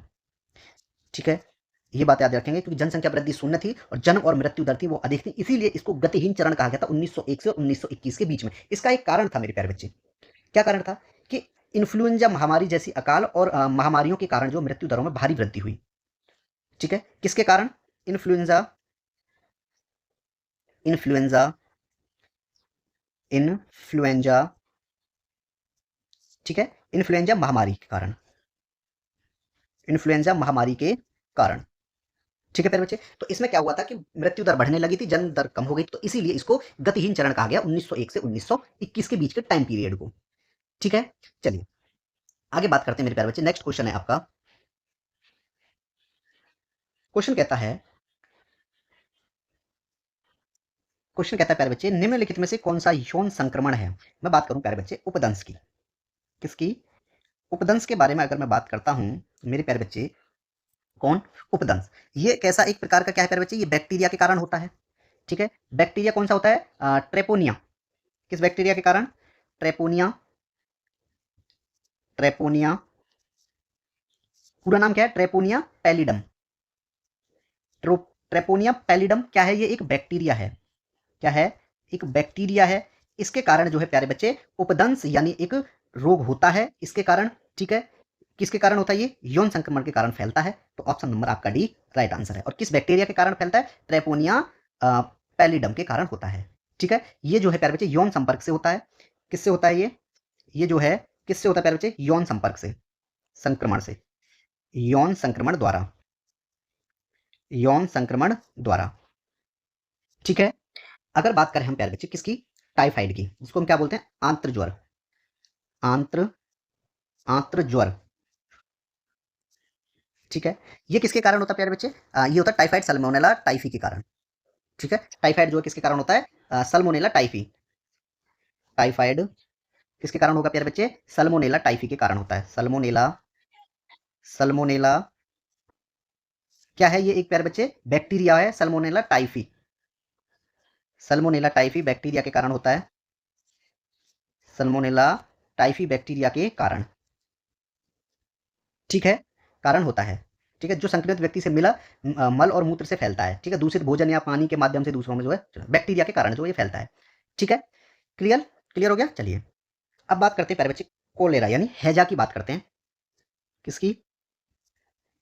हैजा की बात करते हैं। हैजा की क्या बात करते हैं प्यारे बच्चे? हैजा जो है एक जीवाणु संक्रमण है, जो किसके कारण होता है प्यारे बच्चे? ये होता है आपका विब्रियो कोलेरी नामक जीवाणु से। किसके कारण होता है ये? उसका नाम होता है विब्रियो विब्रियो कोलेरी, कोलेरी नामक जीवाणु से होता है, जीवाणु के कारण। ठीक है, विब्रियो कोलेरी नामक जीवाणु से होता है। ठीक है, ये जो है दूषित भोजन या पानी का सेवन करते हैं तो फैलता है। ठीक है, चलिए रेबीज कुत्ते के काटने से फैलता है। ठीक है, क्लियर हुआ। ऑप्शन नंबर डी प्यारे बच्चे इसमें आपका राइट आंसर था। नेक्स्ट क्वेश्चन है आपका, क्वेश्चन कहता है कि भूमि अधिग्रहण पुनर्वास और पुनर्स्थापन अधिनियम 2013 में उचित मुआवजे और पारदर्शिता के अधिकार की कौन सी धारा मुआवजे व फैसले से संबंधित है। चलिए बात करते हैं। ये मेरे प्यारे बच्चे आपका सेक्शन 30 में दिया गया है। इसमें धारा 30 में क्या दिया गया है कि उचित मुआवजे और पारदर्शिता के अधिकार की जो है क्या करना है, मुआवजे के फैसले से संबंधित है। ठीक है, तोषण का दिया जाना। ठीक है, ये आपका धारा 30 में है। अब मैं बात करता हूं आपसे धारा 26 की, धारा 26। ठीक है, किसकी भूमि अधिग्रहण पुनर्वास और पुनर्स्थापन अधिनियम 2013 की धारा 26 क्या कहती है प्यारे बच्चे, कलेक्टर द्वारा भूमि के बाजार मूल्य का अवधारण करना। किसके द्वारा, कलेक्टर द्वारा। कलेक्टर द्वारा, किसके द्वारा, कलेक्टर द्वारा। ठीक है, भूमि के बाजार मूल्य का, भूमि के भूमि के बाजार मूल्य का, बाजार मूल्य का क्या करना प्यारे बच्चे, मूल्य का अवधारण, अवधारण।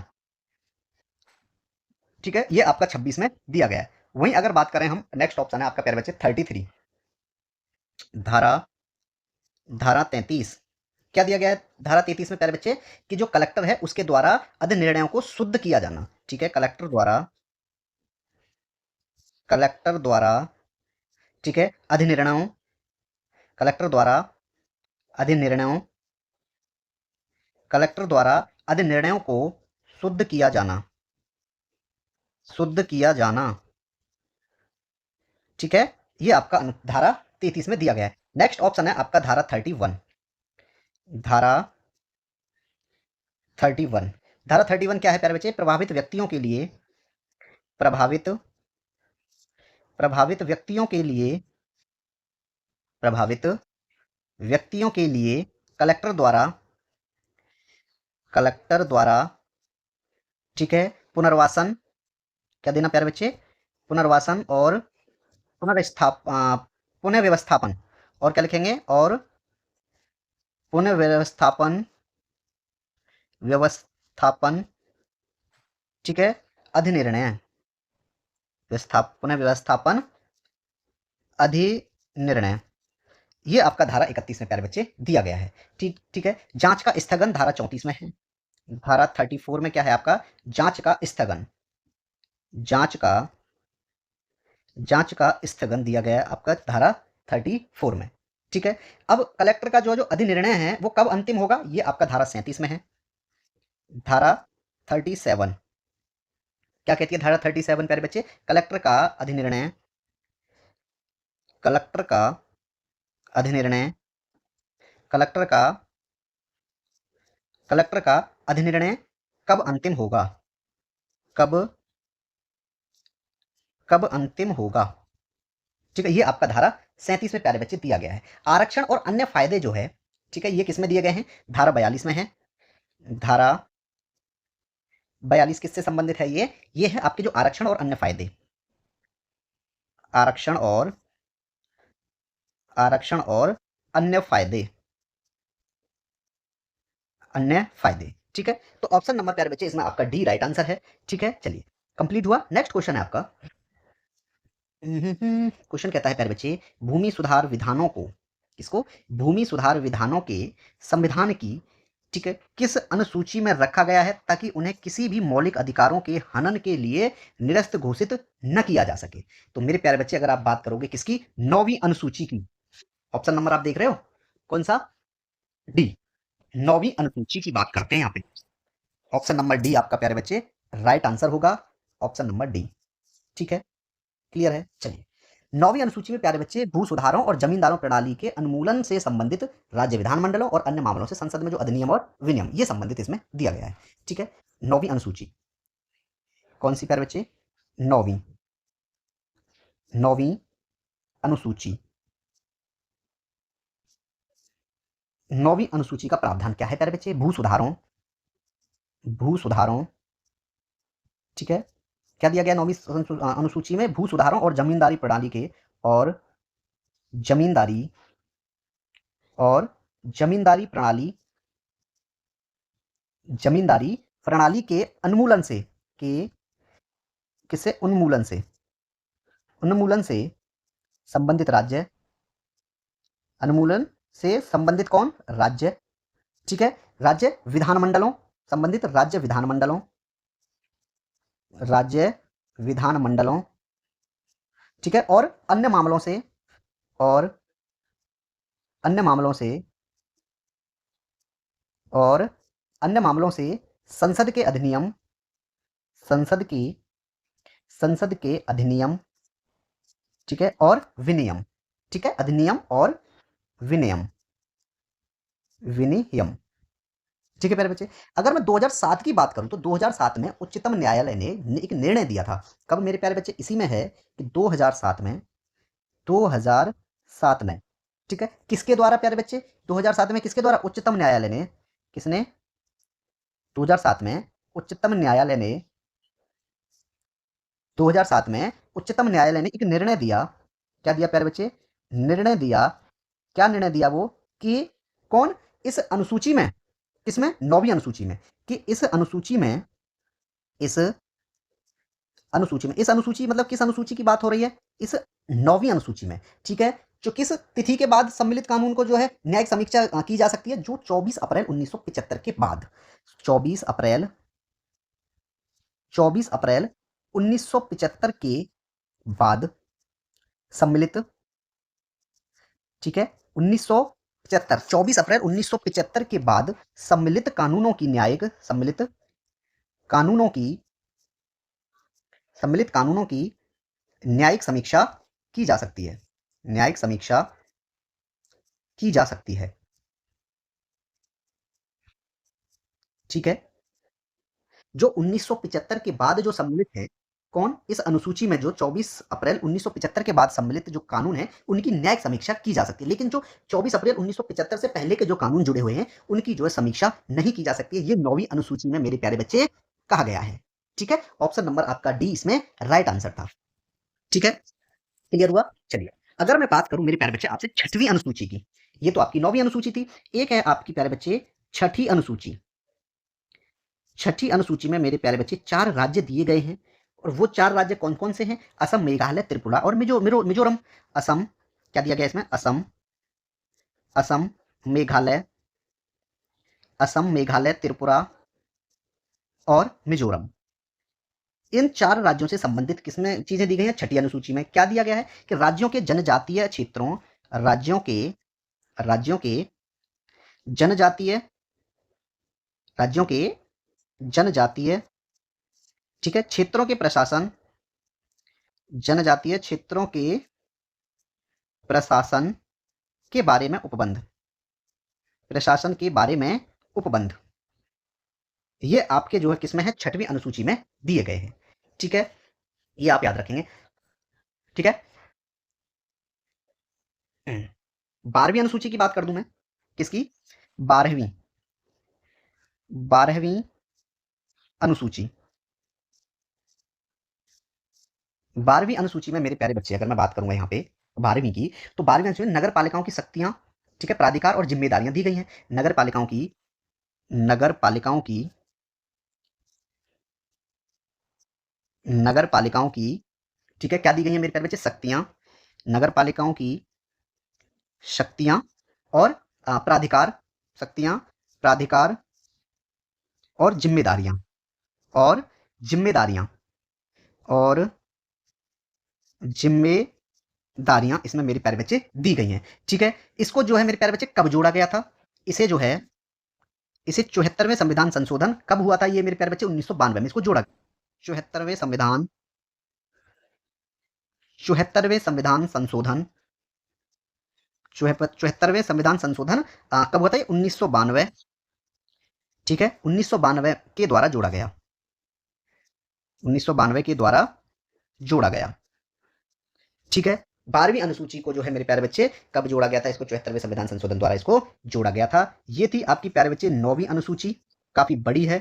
ठीक है, और इंपोर्टेंट भी है। ठीक है, ये है आपकी प्यारे बच्चे 6वीं अनुसूची, जिसमें आपको असम, मेघालय, त्रिपुरा और मिजोरम के जो है जनजातीय क्षेत्रों के प्रशासन के बारे में उपबंध दिए गए हैं। ये आपकी 12वीं अनुसूची है, इसमें जो है आपकी नगर पालिकाओं की शक्ति, प्राधिकार और इसमें जिम्मेदारी दी गई है। इसको जो है 74वें संविधान संशोधन 1992 के द्वारा जोड़ा गया था।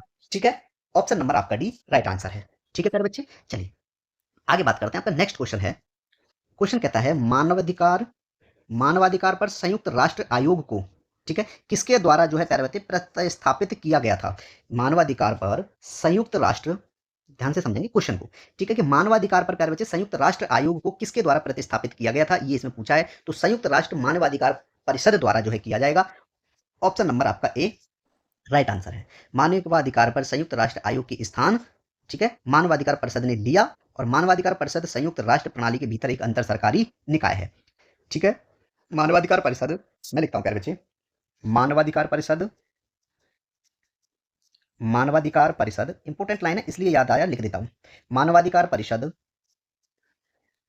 मानवाधिकार परिषद संयुक्त राष्ट्र प्रणाली के भीतर, संयुक्त राष्ट्र प्रणाली के भीतर, संयुक्त राष्ट्र प्रणाली के भीतर क्या है मेरे प्यारे बच्चे, ये एक ऐसा निकाय है कि भीतर एक अंतर सरकारी निकाय है, एक अंतर सरकारी निकाय है, अंतर सरकारी निकाय है। कौन? मानवाधिकार परिषद जो है संयुक्त राष्ट्र प्रणाली के भीतर एक अंतर सरकारी निकाय है। पूछ लिया जाए कि कैसा निकाय है? अंतर सरकारी निकाय है, ठीक है, क्लियर, ठीक है मेरे प्यारे बच्चे। अगर मैं बात करूं आपसे कि जो मानवाधिकार संरक्षण अधिनियम है, कौन सा? मानवाधिकार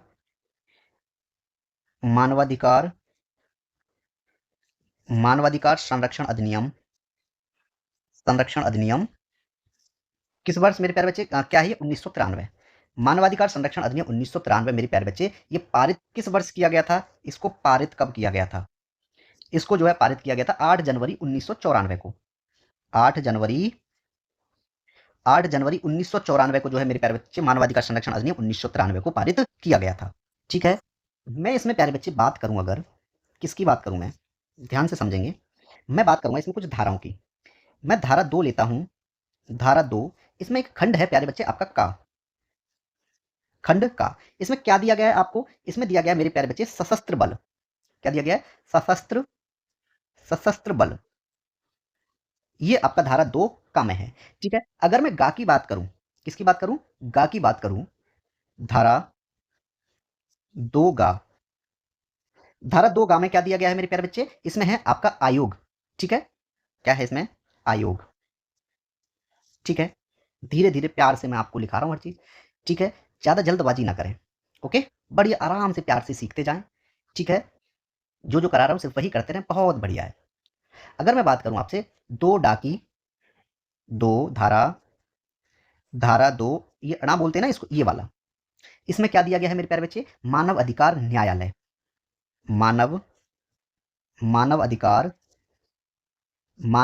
न्यायालय, ठीक है। अगर मैं बात करूं आपसे झाकी, धारा 2 झा, धारा 2 झा में क्या दिया गया है मेरे प्यारे बच्चे? इसमें है आपका राष्ट्रीय अनुसूचित जाति आयोग, राष्ट्रीय अनुसूचित, राष्ट्रीय अनुसूचित, राष्ट्रीय अनुसूचित जाति आयोग, जाति आयोग, ठीक है। अगर मैं बात करूं आपसे धारा 2, ये ढक्कन वाला, इसमें क्या दिया गया आपका? राज्य आयोग, राज्य आयोग है इसमें, ठीक है। अगर मैं बात करूं आपसे धारा 3 की, किसकी बात करेंगे अब हम? धारा 3 की, धारा 3 में क्या दिया गया है मेरे प्यारे बच्चे? कि राष्ट्रीय मानव अधिकार, राष्ट्रीय मानव अधिकार, राष्ट्रीय मानव अधिकार आयोग का गठन, आयोग का गठन, ठीक है, ये आपका धारा 3 में दिया गया है, ठीक है। सदस्य और अन्य सदस्यों की नियुक्ति, अध्यक्ष और अन्य सदस्यों की नियुक्ति धारा 4 में है, धारा 4 क्या संबंधित है? अध्यक्ष और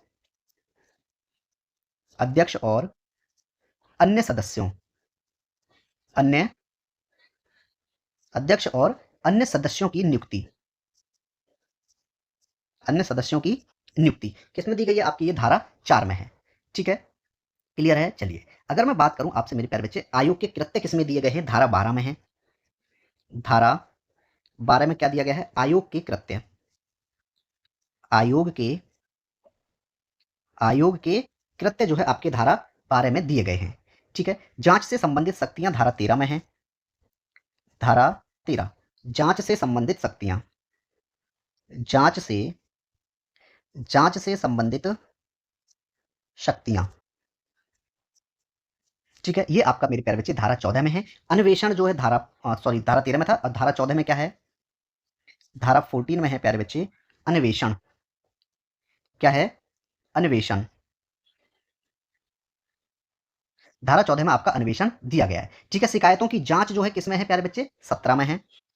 धारा धारा 17 में क्या है आपका, शिकायतों की जांच, शिकायतों की शिकायतों की जांच, ठीक है प्यारे बच्चे। ऑप्शन नंबर जो है मेरे प्यारे बच्चे आपका राइट आंसर था ए। यहां पे जो है आपका क्वेश्चन की कंप्लीट हो जाता है, ठीक है। चलिए नेक्स्ट क्वेश्चन है मेरे प्यारे बच्चे आपका। क्वेश्चन कहता है कि भारतीय संविधान का निम्नलिखित में से कौन सा अनुच्छेद भारतीय राज्य, ठीक है, के धर्मनिरपेक्ष चरित्र को दर्शाता है। तो मेरे प्यारे बच्चे मैं बात करूंगा आपसे अनुच्छेद किसकी, अनुच्छेद 25, अनुच्छेद 25 क्या दर्शाता है प्यारे बच्चे, अंतकरण की और धर्म के आबाद रूप से मानने, आचरण और प्रचार करने की स्वतंत्रता। ऑप्शन नंबर आपका सी राइट आंसर होगा, ठीक है। अब हम बात करेंगे आपसे अनुच्छेद 1 की, ध्यान से समझते जाएं। अनुच्छेद अनुच्छेद 1 में क्या दिया गया प्यारे बच्चे, संघ का नाम और राज्य क्षेत्र। संघ का संघ का नाम संघ का नाम और राज्य क्षेत्र किसमें है, ये अनुच्छेद 1 में है। अब आपका आर्टिकल 21 दिया है प्यारे बच्चे, प्राण एवं दैहिक स्वतंत्रता का अधिकार है उसमें। अनुच्छेद 21, प्राण एवं प्राण एवं दैहिक प्राण एवं दैहिक स्वतंत्रता का संरक्षण, प्राण एवं दैहिक स्वतंत्रता का संरक्षण किसमें है, ये अनुच्छेद 21 में है। नेक्स्ट आपका दिया है मेरे प्यारे बच्चे 32, अनुच्छेद 32, ठीक है। अनुच्छेद अनुच्छेद 32 क्या कहता है मेरे प्यारे बच्चे, कि इस भाग द्वारा, अब भाग कौन सा, भाग 3 द्वारा, ठीक है, भाग भाग 3 द्वारा, ठीक है, प्रदत्त अधिकारों प्रदत्त अधिकारों भाग 3 द्वारा प्यारे बच्चे प्रदत्त अधिकारों को प्रवर्तित प्रवर्तित और प्रवर्तित कराने के लिए उपचार, प्रवर्तित कराने के लिए उपचार, ये आपका 32 में दिया गया है, ठीक है। अगर मैं बात करूं मेरे प्यारे बच्चे आपसे भाग 3 की ही बात करता हूं मैं, किसकी, भारतीय संविधान का भाग 3 क्या दिया गया है इसमें प्यारे बच्चे, आपके मूल अधिकार दिए गए हैं, मूल अधिकार दिए गए हैं, ठीक है। मूल अधिकार दिए गए हैं। अगर अनुच्छेद की बात की जाए, अनुच्छेद प्यारे बच्चे 12 से 35 तक, ठीक है। अब इसकी बात की जाए प्यारे बच्चे, कितने मूल अधिकार हैं इसमें, भाई आपको जो 6 मूल अधिकार दिए गए, पहले 7 थे, संपत्ति का अधिकार हटा दिया गया। एक है आपका समता का अधिकार, पहला क्या है मेरे प्यारे बच्चे, समता का अधिकार, समता का अधिकार, ठीक है, समता का अधिकार है। दूसरा है मेरे प्यारे बच्चे आपका स्वतंत्रता का अधिकार, क्या दिया गया है उसमें, स्वतंत्रता का अधिकार, स्वतंत्रता स्वतंत्रता का स्वतंत्रता का अधिकार, ठीक है। तीसरे नंबर की बात करेंगे तो शोषण के विरुद्ध अधिकार, क्या हो जाएगा प्यारे बच्चे, शोषण के विरुद्ध अधिकार, शोषण के शोषण के विरुद्ध अधिकार, शोषण के विरुद्ध अधिकार आपका हो गया तीसरा। फोर्थ नंबर की बात करेंगे प्यारे बच्चे, धार्मिक स्वतंत्रता का अधिकार, धार्मिक धार्मिक स्वतंत्रता का धार्मिक स्वतंत्रता का अधिकार, ठीक है। पांचवें नंबर की बात करेंगे प्यारे बच्चे, संस्कृति और शिक्षा संबंधी अधिकार, संस्कृति संस्कृति और शिक्षा संबंधी अधिकार, संस्कृति और शिक्षा का अधिकार, ठीक है। ये आपका पांचवें। और छठवें की बात करेंगे तो प्यारे बच्चे वो है आपका संवैधानिक उपचारों का अधिकार, संवैधानिक संवैधानिक उपचारों का अधिकार, उपचारों का अधिकार। ठीक है, अब इसमें जो है अनुच्छेदों की बात करूंगा। समता का अधिकार में प्यारे बच्चे अनुच्छेद आपका 14 से 18 तक दिया गया है। अनुच्छेद अनुच्छेद 14 से 18। स्वतंत्रता के अधिकार की बात करेंगे तो इसमें जो है 19 से 22। अनुच्छेद 19 से 22। शोषण के विरुद्ध अधिकार की बात करेंगे तो अनुच्छेद 23-24। अनुच्छेद 23 से 24 तक दिए गए हैं। अगर धार्मिक स्वतंत्रता का अधिकार की बात करेंगे तो प्यारे बच्चे इसमें 25 से 28 तक दिए गए हैं। अनुच्छेद 25 से 28 की बात होगी। और ये आपका जो संस्कृति वाला दिया है अनुच्छेद 29-30। अनुच्छेद 29 से 30। और संवैधानिक उपचारों का अधिकार है इसमें मेरे प्यारे बच्चे 31 से सॉरी उससे 32 से 35 तक। अनुच्छेद 32 से 35 तक। ठीक है, भाग 3 में आपके मूल अधिकार दिए गए हैं। ठीक है प्यारे बच्चे, ऑप्शन नंबर आपका सी राइट आंसर है। ठीक है, ऑप्शन और भी कंप्लीट हो गए आपके। नेक्स्ट क्वेश्चन है आपका। क्वेश्चन कहता है निम्नलिखित में से कौन सी याचिका सरकारी पद के अनधिकृत ग्रहण को रोकती है। यानी निम्नलिखित में से कौन सी याचिका जो प्यारे बच्चे सरकारी पद के अनधिकार ग्रहण को रोकती है, तो वो है आपकी क्या बोलते हैं उसको, अधिकार परीक्षा क्यूओ वारंटो। क्यूओ वारंटो। ठीक है, अधिकार परीक्षा ऑप्शन नंबर सी आपका राइट आंसर होगा। अधिकार परीक्षा न्यायिक याचिका अधिकार जो है प्यारे बच्चे जो है जो आपकी अधिकार परीक्षा सरकारी पद के अनाधिकार ग्रहण को रोकता है। ठीक है, अधिकार परीक्षा के माध्यम से लोकपद और कौन क्या होते हैं लोकपद अथवा उससे जुड़े हुए जो भी व्यक्तियों के अधिकार को शक्ति को परीक्षण होता है। ठीक है, ऑप्शन नंबर जो है आपका सी राइट आंसर है। ठीक है, ये आपकी क्या है, ये सभी आपकी प्यारे बच्चे याचिकाएं हैं। क्या है, ये सभी आपकी याचिकाएं हैं। ऑप्शन नंबर आपका जो है सी राइट आंसर है। ठीक है, ठीक है, चलिए मैं बात करता हूँ मेरे प्यारे बच्चे आपसे किसकी, परमादेश की। मंडामस परमादेश किसकी बात बात कर रहा हूँ प्यारे बच्चे में, परमादेश की। ठीक है, यह याचिका किसी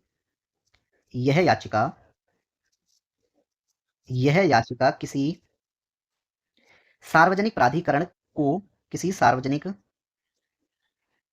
किसी सार्वजनिक प्राधिकरण को सार्वजनिक प्राधिकरण को उसके कानूनी कर्तव्य उसके उसके कानूनी कर्तव्य कानूनी उसके कानूनी कर्तव्य का पालन करने का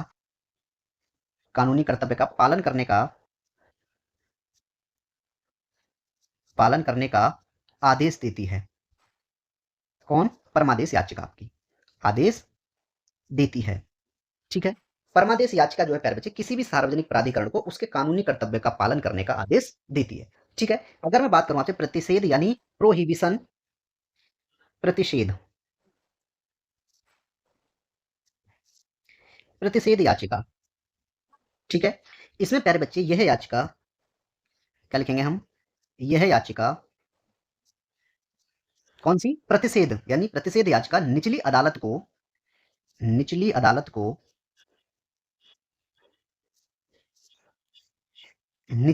अदालत को उसके अधिकार क्षेत्र उसके उसके अधिकार क्षेत्र ठीक है, उसके अधिकार क्षेत्र से बाहर कोई कार्य उसके अधिकार क्षेत्र से बाहर कोई कार्य बाहर कोई कार्य करने से रोकती है करने से रोकती है। ये आपका प्रतिषेध में दिया गया है।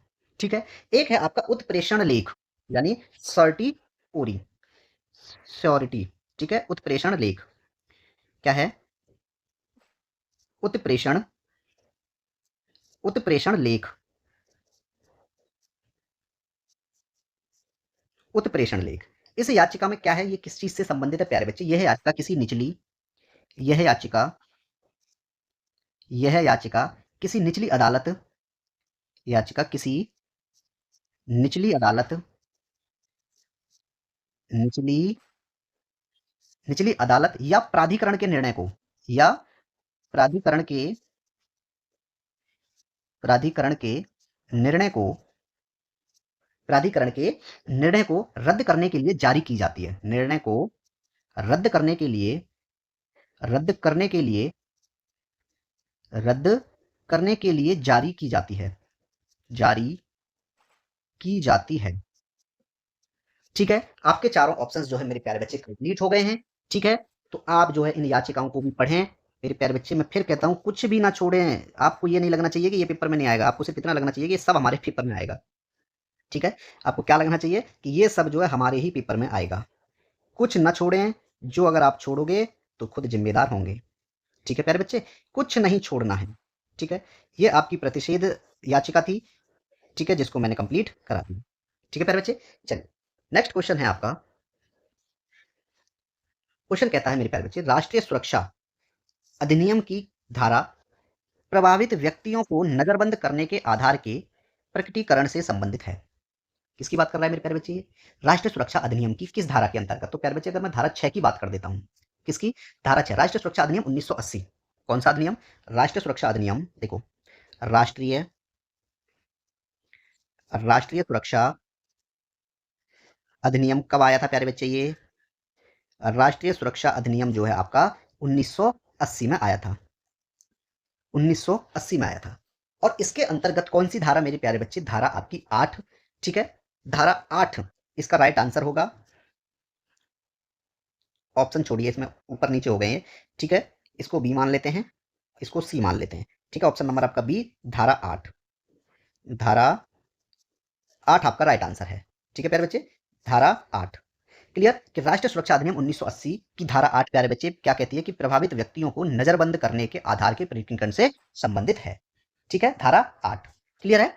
अब मैं इसकी धाराओं की बात करता हूं मेरे प्यारे बच्चे। इसमें कुल 17 धाराएं हैं। ठीक है, इसकी अधिनियम संख्या क्या है? 65 है और वर्ष 1980 में प्यारे बच्चे लागू हुआ था। ठीक है, मैं बात करूंगा सबसे पहले धारा 3 की। किसकी? इस अधिनियम की धारा 3। क्या दिया गया है प्यारे बच्चे इसमें कि विशेष विशेष व्यक्तियों के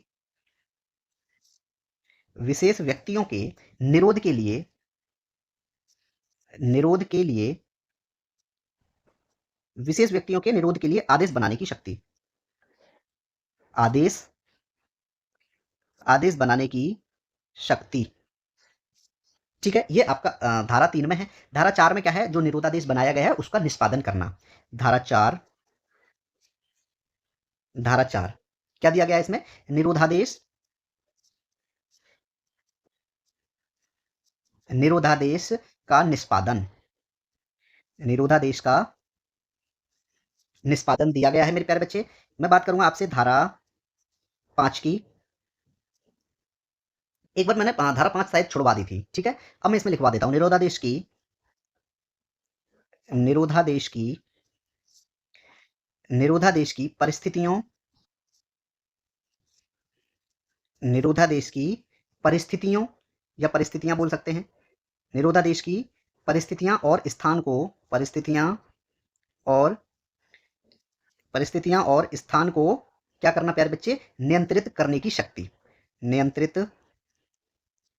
नियंत्रित करने की नियंत्रित करने की शक्ति धारा 5 में है। ठीक है, धारा 6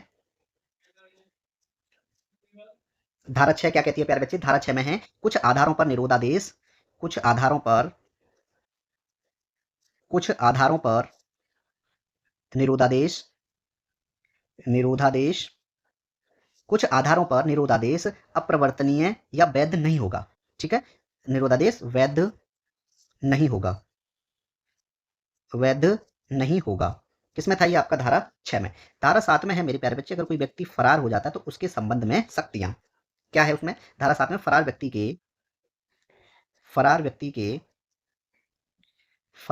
के संबंध में शक्तियां संबंध में शक्तियां। ठीक है, धारा 7 हो गई।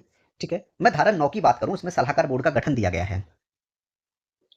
धारा 9 में क्या दिया गया है आपका? सलाहकार बोर्ड का गठन। सलाहकार सलाहकार बोर्ड का गठन। धारा 10, जब बोर्ड का गठन किया गया मेरे प्यारे बच्चे तो निर्देश भी दिए जाएंगे बोर्ड को। सलाहकार बोर्ड को निर्देश सलाहकार सलाहकार बोर्ड को निर्देश ये धारा 10 में है। 11 में क्या है? सलाहकार बोर्ड की प्रक्रिया। धारा 11 क्या है? सलाहकार बोर्ड की प्रक्रिया। सलाहकार बोर्ड की प्रक्रिया। ठीक है, ये धारा 11 में है। धारा 12 में क्या है? सलाहकार बोर्ड की सूचना पर कार्यवाही। सलाहकार सलाहकार बोर्ड की सूचना पर कार्यवाही। ये आपका प्यारे बच्चे धारा 12 में दिया गया है। ठीक है, अगर बात करें निरोध की अधिकतम अवधि 13 में है। धारा 13 निरोध की अधिकतम अवधि। ठीक है, किसकी? निरोध की अधिकतम अवधि दी गई है 13 में। ठीक है, और निरोधादेश को रद्द करना 14 में है। धारा 14 में क्या है? निरोधादेश को रद्द करना। निरोधादेश को रद्द करना। निरोधादेश को रद्द करना, ये आपका 14 में दिया गया है। ठीक है, 15 में क्या दिया गया प्यारे बच्चे? निरुद्ध व्यक्ति की स्थायी मुक्ति। ये लिखवा देता हूं आपको। धारा 15 क्या दिया गया है इसमें?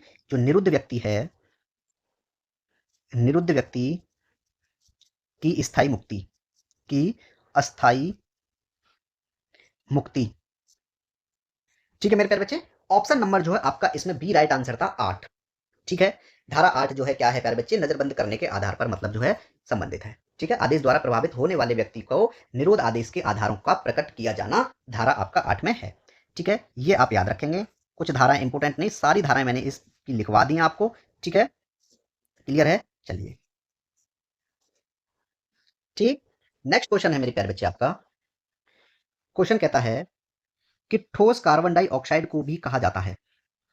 ठीक है, ठोस कार्बन डाइऑक्साइड को यहाँ डैश होगा, क्या कहा जाता है इसमें ये पूछा गया होगा, तो उसको प्यारे बच्चे हम बोलते हैं ड्राई आइस, सॉलिड CO2। ठीक है, ड्राई आइस शुष्क हिम। ठीक है, सॉलिड CO2 ड्राई आइस। ठीक है, नेक्स्ट क्वेश्चन है प्यारे बच्चे आपका। क्वेश्चन कहता है भारतीय संविधान के किन भागों को जो है ग्रेनविले ऑस्टिन ने संविधान की चेतना के रूप में वर्णित किया गया था? मेरे प्यारे बच्चे आपका भाग 3 और भाग 4। ऑप्शन नंबर जो है आपका डी राइट आंसर है। ठीक है, भाग 3 और भाग 4। ठीक है, चेतना का मतलब है कि अंतर आत्मा भी कहते हैं इसको। चेतना का अर्थ क्या हो जाएगा आपका? अंतरात्मा। किसको कहा गया था आपका? एक तो भाग 3, कौन सा प्यारे बच्चे? आपका एक तो भाग 3। ठीक है, भाग 3 में क्या है? आपके मौलिक अधिकार हैं। भाग 3 में क्या है? आपके मौलिक अधिकार। भाग 3 में है आपके मौलिक अधिकार। और भाग 4 की बात करें हम, भाग 4 उसमें प्यारे बच्चे राज्य के नीति निदेशक तत्व हैं। राज्य के नीति निदेशक तत्व है। ठीक है, ठीक है मेरे प्यारे बच्चे, अगर मैं इनकी बात करूं, इन मौलिक अधिकारों को लिया कहां से गया है? भाग 3 में जो मौलिक अधिकार है इनको अमेरिका के संविधान से। कहां से लिया गया है इनको? अमेरिका अमेरिका के संविधान से। अमेरिका के संविधान से इन्हें लिया गया है। और प्यारे बच्चे राज्य के नीति निर्देशकों जो है आयरलैंड के संविधान से लिया गया है। कहां से? आयरलैंड के संविधान से। आयरलैंड के संविधान से। ठीक है, इन्हीं दोनों को, भाग 3 को और प्यारे बच्चे भाग 4 को जो है क्या कहा गया था? किसके द्वारा? ग्रेनविले ऑस्टिन के द्वारा, कि ये संविधान की अंतरात्मा है या संविधान की चेतना है। ठीक है, इन भाग दोनों को कहा गया था मेरे प्यारे बच्चे। ठीक है, ऑप्शन नंबर आपका डी राइट आंसर है। नेक्स्ट क्वेश्चन है आपका। क्वेश्चन कहता है भारत में मुद्रास्फीति लक्ष्यकरण कौन सा संगठन करता है?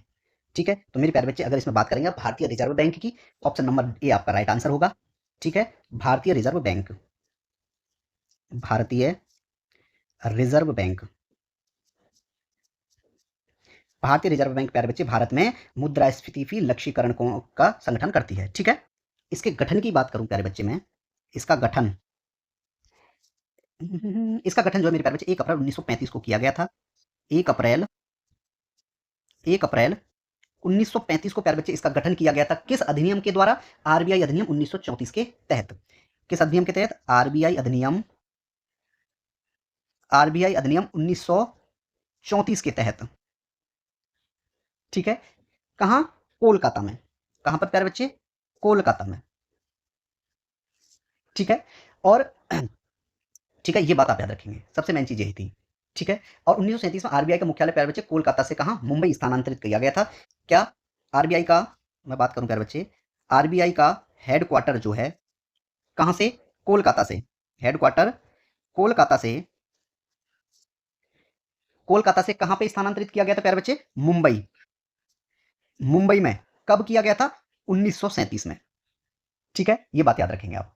ठीक है। ये आरबीआई जो है मेरे प्यारे बच्चे, ये जो आरबीआई है आपका, आरबीआई जो है मेरे प्यारे बच्चे कितने करोड़ निजी पूंजी के साथ खोला गया था, 5 करोड़।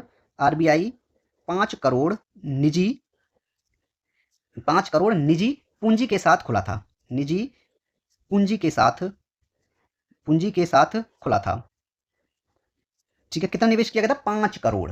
ठीक है, क्लियर है। इसका राष्ट्रीयकरण कब किया गया था, आरबीआई का, ये सब इंपोर्टेंट चीज है, आरबीआई का राष्ट्रीयकरण, राष्ट्रीय, आरबीआई का राष्ट्रीयकरण कब किया गया था प्यारे बच्चे, 1 जनवरी 1949 को। 1 जनवरी, 1 जनवरी 1949 को जो है आरबीआई का राष्ट्रीयकरण किया गया था। ठीक है। इसकी जो गठन है किसकी सिफारिश पे हुआ था, आरबीआई का गठन, प्यारे बच्चे, आरबीआई का गठन किसकी सिफारिश पे हुआ था, ये आपका हिल्टन यंग कमेटी, या क्या लिखेंगे हम, हिल्टन, हिल्टन यंग कमेटी, या बोल सकते हैं हिल्टन यंग कमीशन भी बोल सकते हैं। ठीक है, हिल्टन यंग कमीशन 1926 द्वारा, 1926 द्वारा की गई थी, की गई थी। किसकी सिफारिश पे इसका गठन, इसका गठन, आरबीआई का गठन किसकी सिफारिश पर, हिल्टन यंग कमीशन 1926 की सिफारिश पर, 1926 की सिफारिश पर। ठीक है, ये इंपोर्टेंट है, ये आपको लिखवा दिया।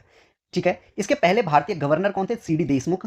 आरबीआई के, आरबीआई के पहले कौन प्यारे बच्चे, आरबीआई के पहले भारतीय गवर्नर, आरबीआई के पहले भारतीय गवर्नर कौन थे, ये थे आपके मेरे प्यारे बच्चे, क्या नाम बताया था मैंने अभी आपको,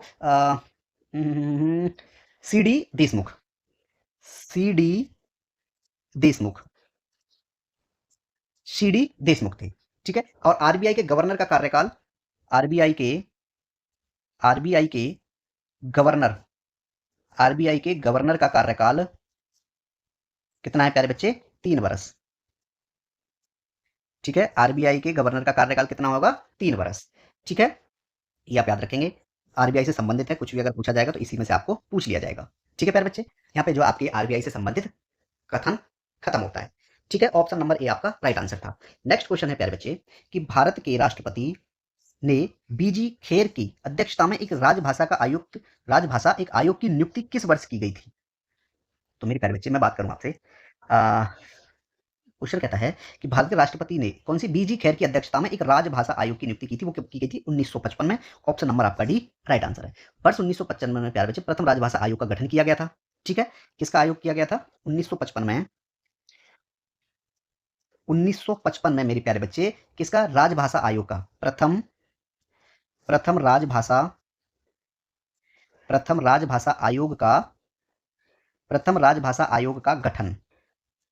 ठीक है प्यारे बच्चे, 1955 में प्रथम राजभाषा आयोग का गठन किया गया था, गठन किया गया। अब बात करेंगे किसकी अध्यक्षता में, अध्यक्षता की बात करेंगे प्यारे बच्चे, वो किसकी अध्यक्षता में किया गया था, बीजी खेर, बीजी, बीजी खेर, इनकी अध्यक्षता में जो है प्यारे बच्चे किया गया था, जिसमें 20 सदस्य थे। सदस्य कितने थे इसमें प्यारे बच्चे, 20। इसमें जो है कितने सदस्य थे, 20 सदस्य। ठीक है, इस आयोग में 20 सदस्य थे। ठीक है, क्लियर है। चलिए, प्रथम राजभाषा आयोग की रिपोर्ट के आधार पर प्यारे बच्चे एक अनुच्छेद 343 के अधीन संसद द्वारा राजभाषा अधिनियम 1963 को पारित किया गया था।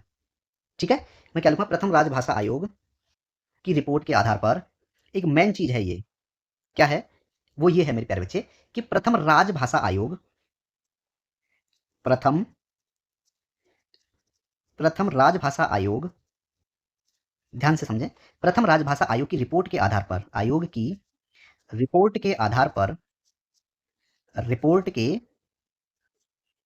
आधार पर, ठीक है प्यारे बच्चे, रिपोर्ट के आधार पर अनुच्छेद 343 के अधीन, आधार पर अनुच्छेद 343 के अधीन, अनुच्छेद 343 के अधीन संसद द्वारा राजभाषा अधिनियम, राजभाषा अधिनियम, राजभाषा अधिनियम प्यारे बच्चे कौन सा 1963 पारित किया गया था, 1963 पारित किया गया। ठीक है, प्रथम राजभाषा आयोग की रिपोर्ट के आधार पर अनुच्छेद 343 के अधीन प्यारे बच्चे संसद द्वारा राजभाषा अधिनियम 1963 पारित किया गया था। किस अनुच्छेद के अंतर्गत? 343। ठीक है, और मेरे प्यारे बच्चे 343 क्या कहता है? 343 कहता है मेरे प्यारे बच्चे संघ की राजभाषा। ठीक है, अनुच्छेद 343, अनुच्छेद 343 में क्या दिया गया प्यारे बच्चे? इसमें दिया गया है आपको संघ की राजभाषा, संघ की राजभाषा, अनुच्छेद 343 जो आपका किसमें है प्यारे बच्चे? भाग 17 में, भाग 17 में जो आपकी राजभाषा से संबंधित है। ठीक है, अगर मैं यहां बात कर देता आपसे अनुच्छेद 344 की, अनुच्छेद 344, अनुच्छेद 344 किससे संबंधित है मेरे प्यारे बच्चे? ये है आपका राजभाषा के संबंध में,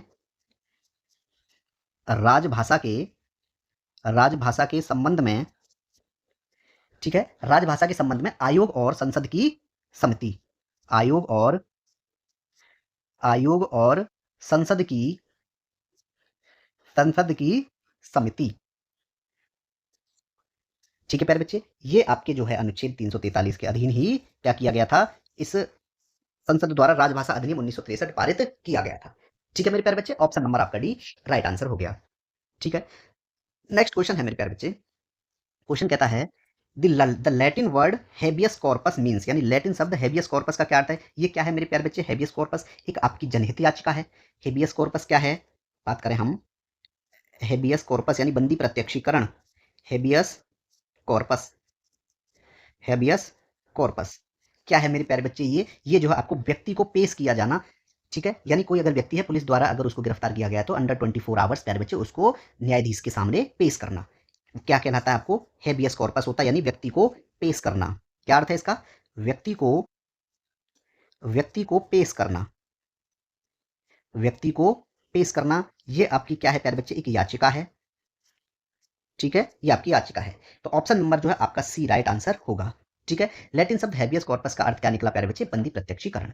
ठीक है, इसके द्वारा प्यारे बच्चे न्यायालय बंदी बनाए गए किसी व्यक्ति को अपने समक्ष प्रस्तुत करने का आदेश दे सकता है, ताकि बंदी बनाए जाने के कारणों का परीक्षण किया जा सके। ठीक है, भारतीय संविधान के अनुच्छेद 32, ठीक है, 32 के तहत न्यायालय द्वारा जारी किए जाने वाले 5 निषेधाज्ञा रिट प्यारे बच्चे बंदी प्रत्यक्षीकरण है, परमादेश, अधिकार परीक्षा अभी आपको बताया, प्रतिषेध है, एक उत्प्रेषण है। ठीक है, इनका उल्लेख किया गया है।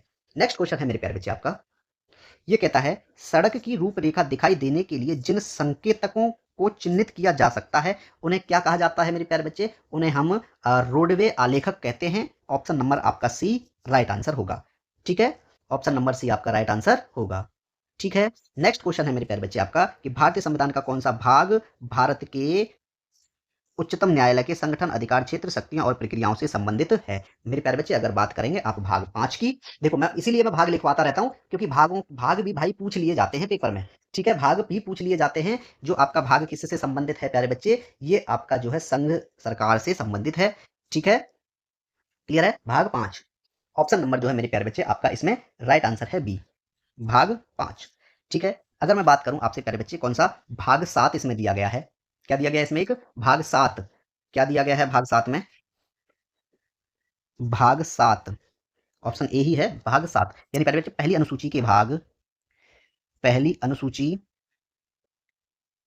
पहली अनुसूची के भाग खा से, भाग खा के राज्य, भाग खा के राज्य किसमें है? ये आपके भाग 7 में है।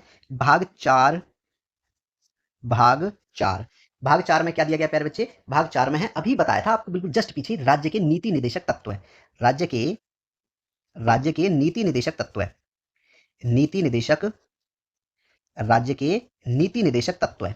ठीक है, अगर बात करें आपसे प्यारे बच्चे कौन सा दिया गया है? आपका भाग 6, भाग 6, हाँ, तो भाग 6 किससे संबंधित है आपका प्यारे बच्चे? ये है आपका वो क्या देते हैं उसमें? राज्य है। ठीक है, भाग 6 में क्या दिया गया है मेरे प्यारे बच्चे? राज्य से संबंधित है। ठीक है, इसमें आपके राज्यपाल और राज्य के विधानमंडल ये सब आपको मिलेंगे, मंत्रिपरिषद। ठीक है, ऑप्शन नंबर आपका बी राइट आंसर है। ठीक है प्यारे बच्चे, नेक्स्ट क्वेश्चन है आपका, सूचना प्रौद्योगिकी अधिनियम 2000 की किस धारा के अंतर्गत कंप्यूटर संसाधनों का उपयोग करके प्रतिरूपण द्वारा धोखा देने की सजा से संबंधित है? तो वो है मेरे प्यारे बच्चे आपका धारा 66 डी, ऑप्शन नंबर ए आपका राइट आंसर है। ठीक है, मैं बात करूं मेरे प्यारे बच्चे धारा धारा 66 बी की। धारा 66 बी में क्या दिया गया प्यारे बच्चे, चुराए गए कंप्यूटर संसाधन, चुराए गए, ठीक है, चुराए गए कंप्यूटर संसाधन, चुराए गए कंप्यूटर संसाधन या संचार युक्ति को या संचार युक्ति को या संचार युक्ति को बेईमानी से प्राप्त करने के लिए दंड, युक्ति को बेईमानी से प्राप्त करने के लिए बेईमानी से प्राप्त करने के लिए दंड, ये आपका 66 बी में दिया गया है। 66 एफ, धारा 66 एफ। ठीक है, इसमें क्या दिया गया है मेरे प्यारे बच्चे, इसमें दिया गया है आपका साइबर से संबंधित है, साइबर, ठीक है, साइबर आतंकवाद के लिए दंड, साइबर आतंकवाद के लिए दंड। ठीक है, ये आपका एफ में दिया गया है। ठीक है, अगर बात करें 66 सी की, धारा 66 सी की, तो धारा 66 सी में क्या दिया गया है प्यारे बच्चे, पहचान चोरी के लिए दंड, पहचान चोरी के लिए दंड। ठीक है, तीनों कंप्लीट हो गई। ठीक है प्यारे बच्चे, क्लियर है, ऑप्शन नंबर ए आपका राइट आंसर था। बेटे लास्ट क्वेश्चन आपका क्या कहता है, क्वेश्चन कहता है कि माल और सेवा कर परिषद का गठन किस वर्ष में किया गया था? तो मेरे प्यारे बच्चे ये किया गया था आपका 12 सितंबर 2016। ठीक है, ऑप्शन नंबर आपका डी राइट आंसर है। ठीक है, इसकी अध्यक्षता किसके द्वारा की जाती है प्यारे बच्चे, इसकी अध्यक्षता माल और सेवा कर परिषद गठन, इसकी अध्यक्षता की बात करूंगा मैं, अध्यक्षता किसके द्वारा की जाती है, अध्यक्षता जो है प्यारे बच्चे केंद्रीय वित्त मंत्री द्वारा, केंद्रीय वित्त मंत्री द्वारा, प्यारे बच्चे इसकी क्या की जाती है, अध्यक्षता की जाती है। ठीक है, और इसमें सभी राज्यों के वित्त मंत्री परिषद के सदस्य होते हैं, और क्या होते हैं इसमें क्या बोल रहा था मैं, सभी राज्यों के, और इसमें क्या होता है प्यारे बच्चे, सभी राज्यों के वित्त मंत्री परिषद के वित्त मंत्री परिषद के सदस्य होते हैं, परिषद के सदस्य। ठीक है प्यारे बच्चे, सदस्य होते हैं। ठीक है, क्लियर हुआ। चलिए प्यारे बच्चे, यहाँ पे जो आपकी क्लास कंप्लीट हो जाती है और एक एक चीज आपको बताया है, और पीडीएफ नोट्स आपको जो है प्यारे बच्चे एज फंडा ऑफिशियल यानी टेलीग्राम चैनल पे मिल जाएंगे। और टेलीग्राम चैनल की जो मेरे प्यारे बच्चे लिंक होगी वो कहाँ मिलेगी आपको, या तो मेरे प्यारे बच्चे आपको कमेंट सेक्शन में मिलेगी, ठीक है, या आपको जो है डिस्क्रिप्शन में मिल जाएगी। ठीक है, 3 चैनल हैं आपके, एज फंडा ऑफिशियल करके है, ठीक है, और एक एज फंडा है, एक यूपीएसआई क्विज, ठीक है, यूपीएसआई क्विज एज फंडा दिया गया है, ठीक है, यूपीएसआई सिलेक्टेड एज फंडा भी है, कई सारे ग्रुप्स हैं, उनमें आपको जो है इन सब की पीडीएफ नोट्स मिल जाएगी। ठीक है, तो यहाँ पे जो है आपकी क्लास खत्म हो जाती है। आप सबका बहुत बहुत धन्यवाद एज फंडा में जुड़ने के लिए। मिलते हैं अगली वीडियो में, तब तक के लिए आप सबका बहुत बहुत धन्यवाद।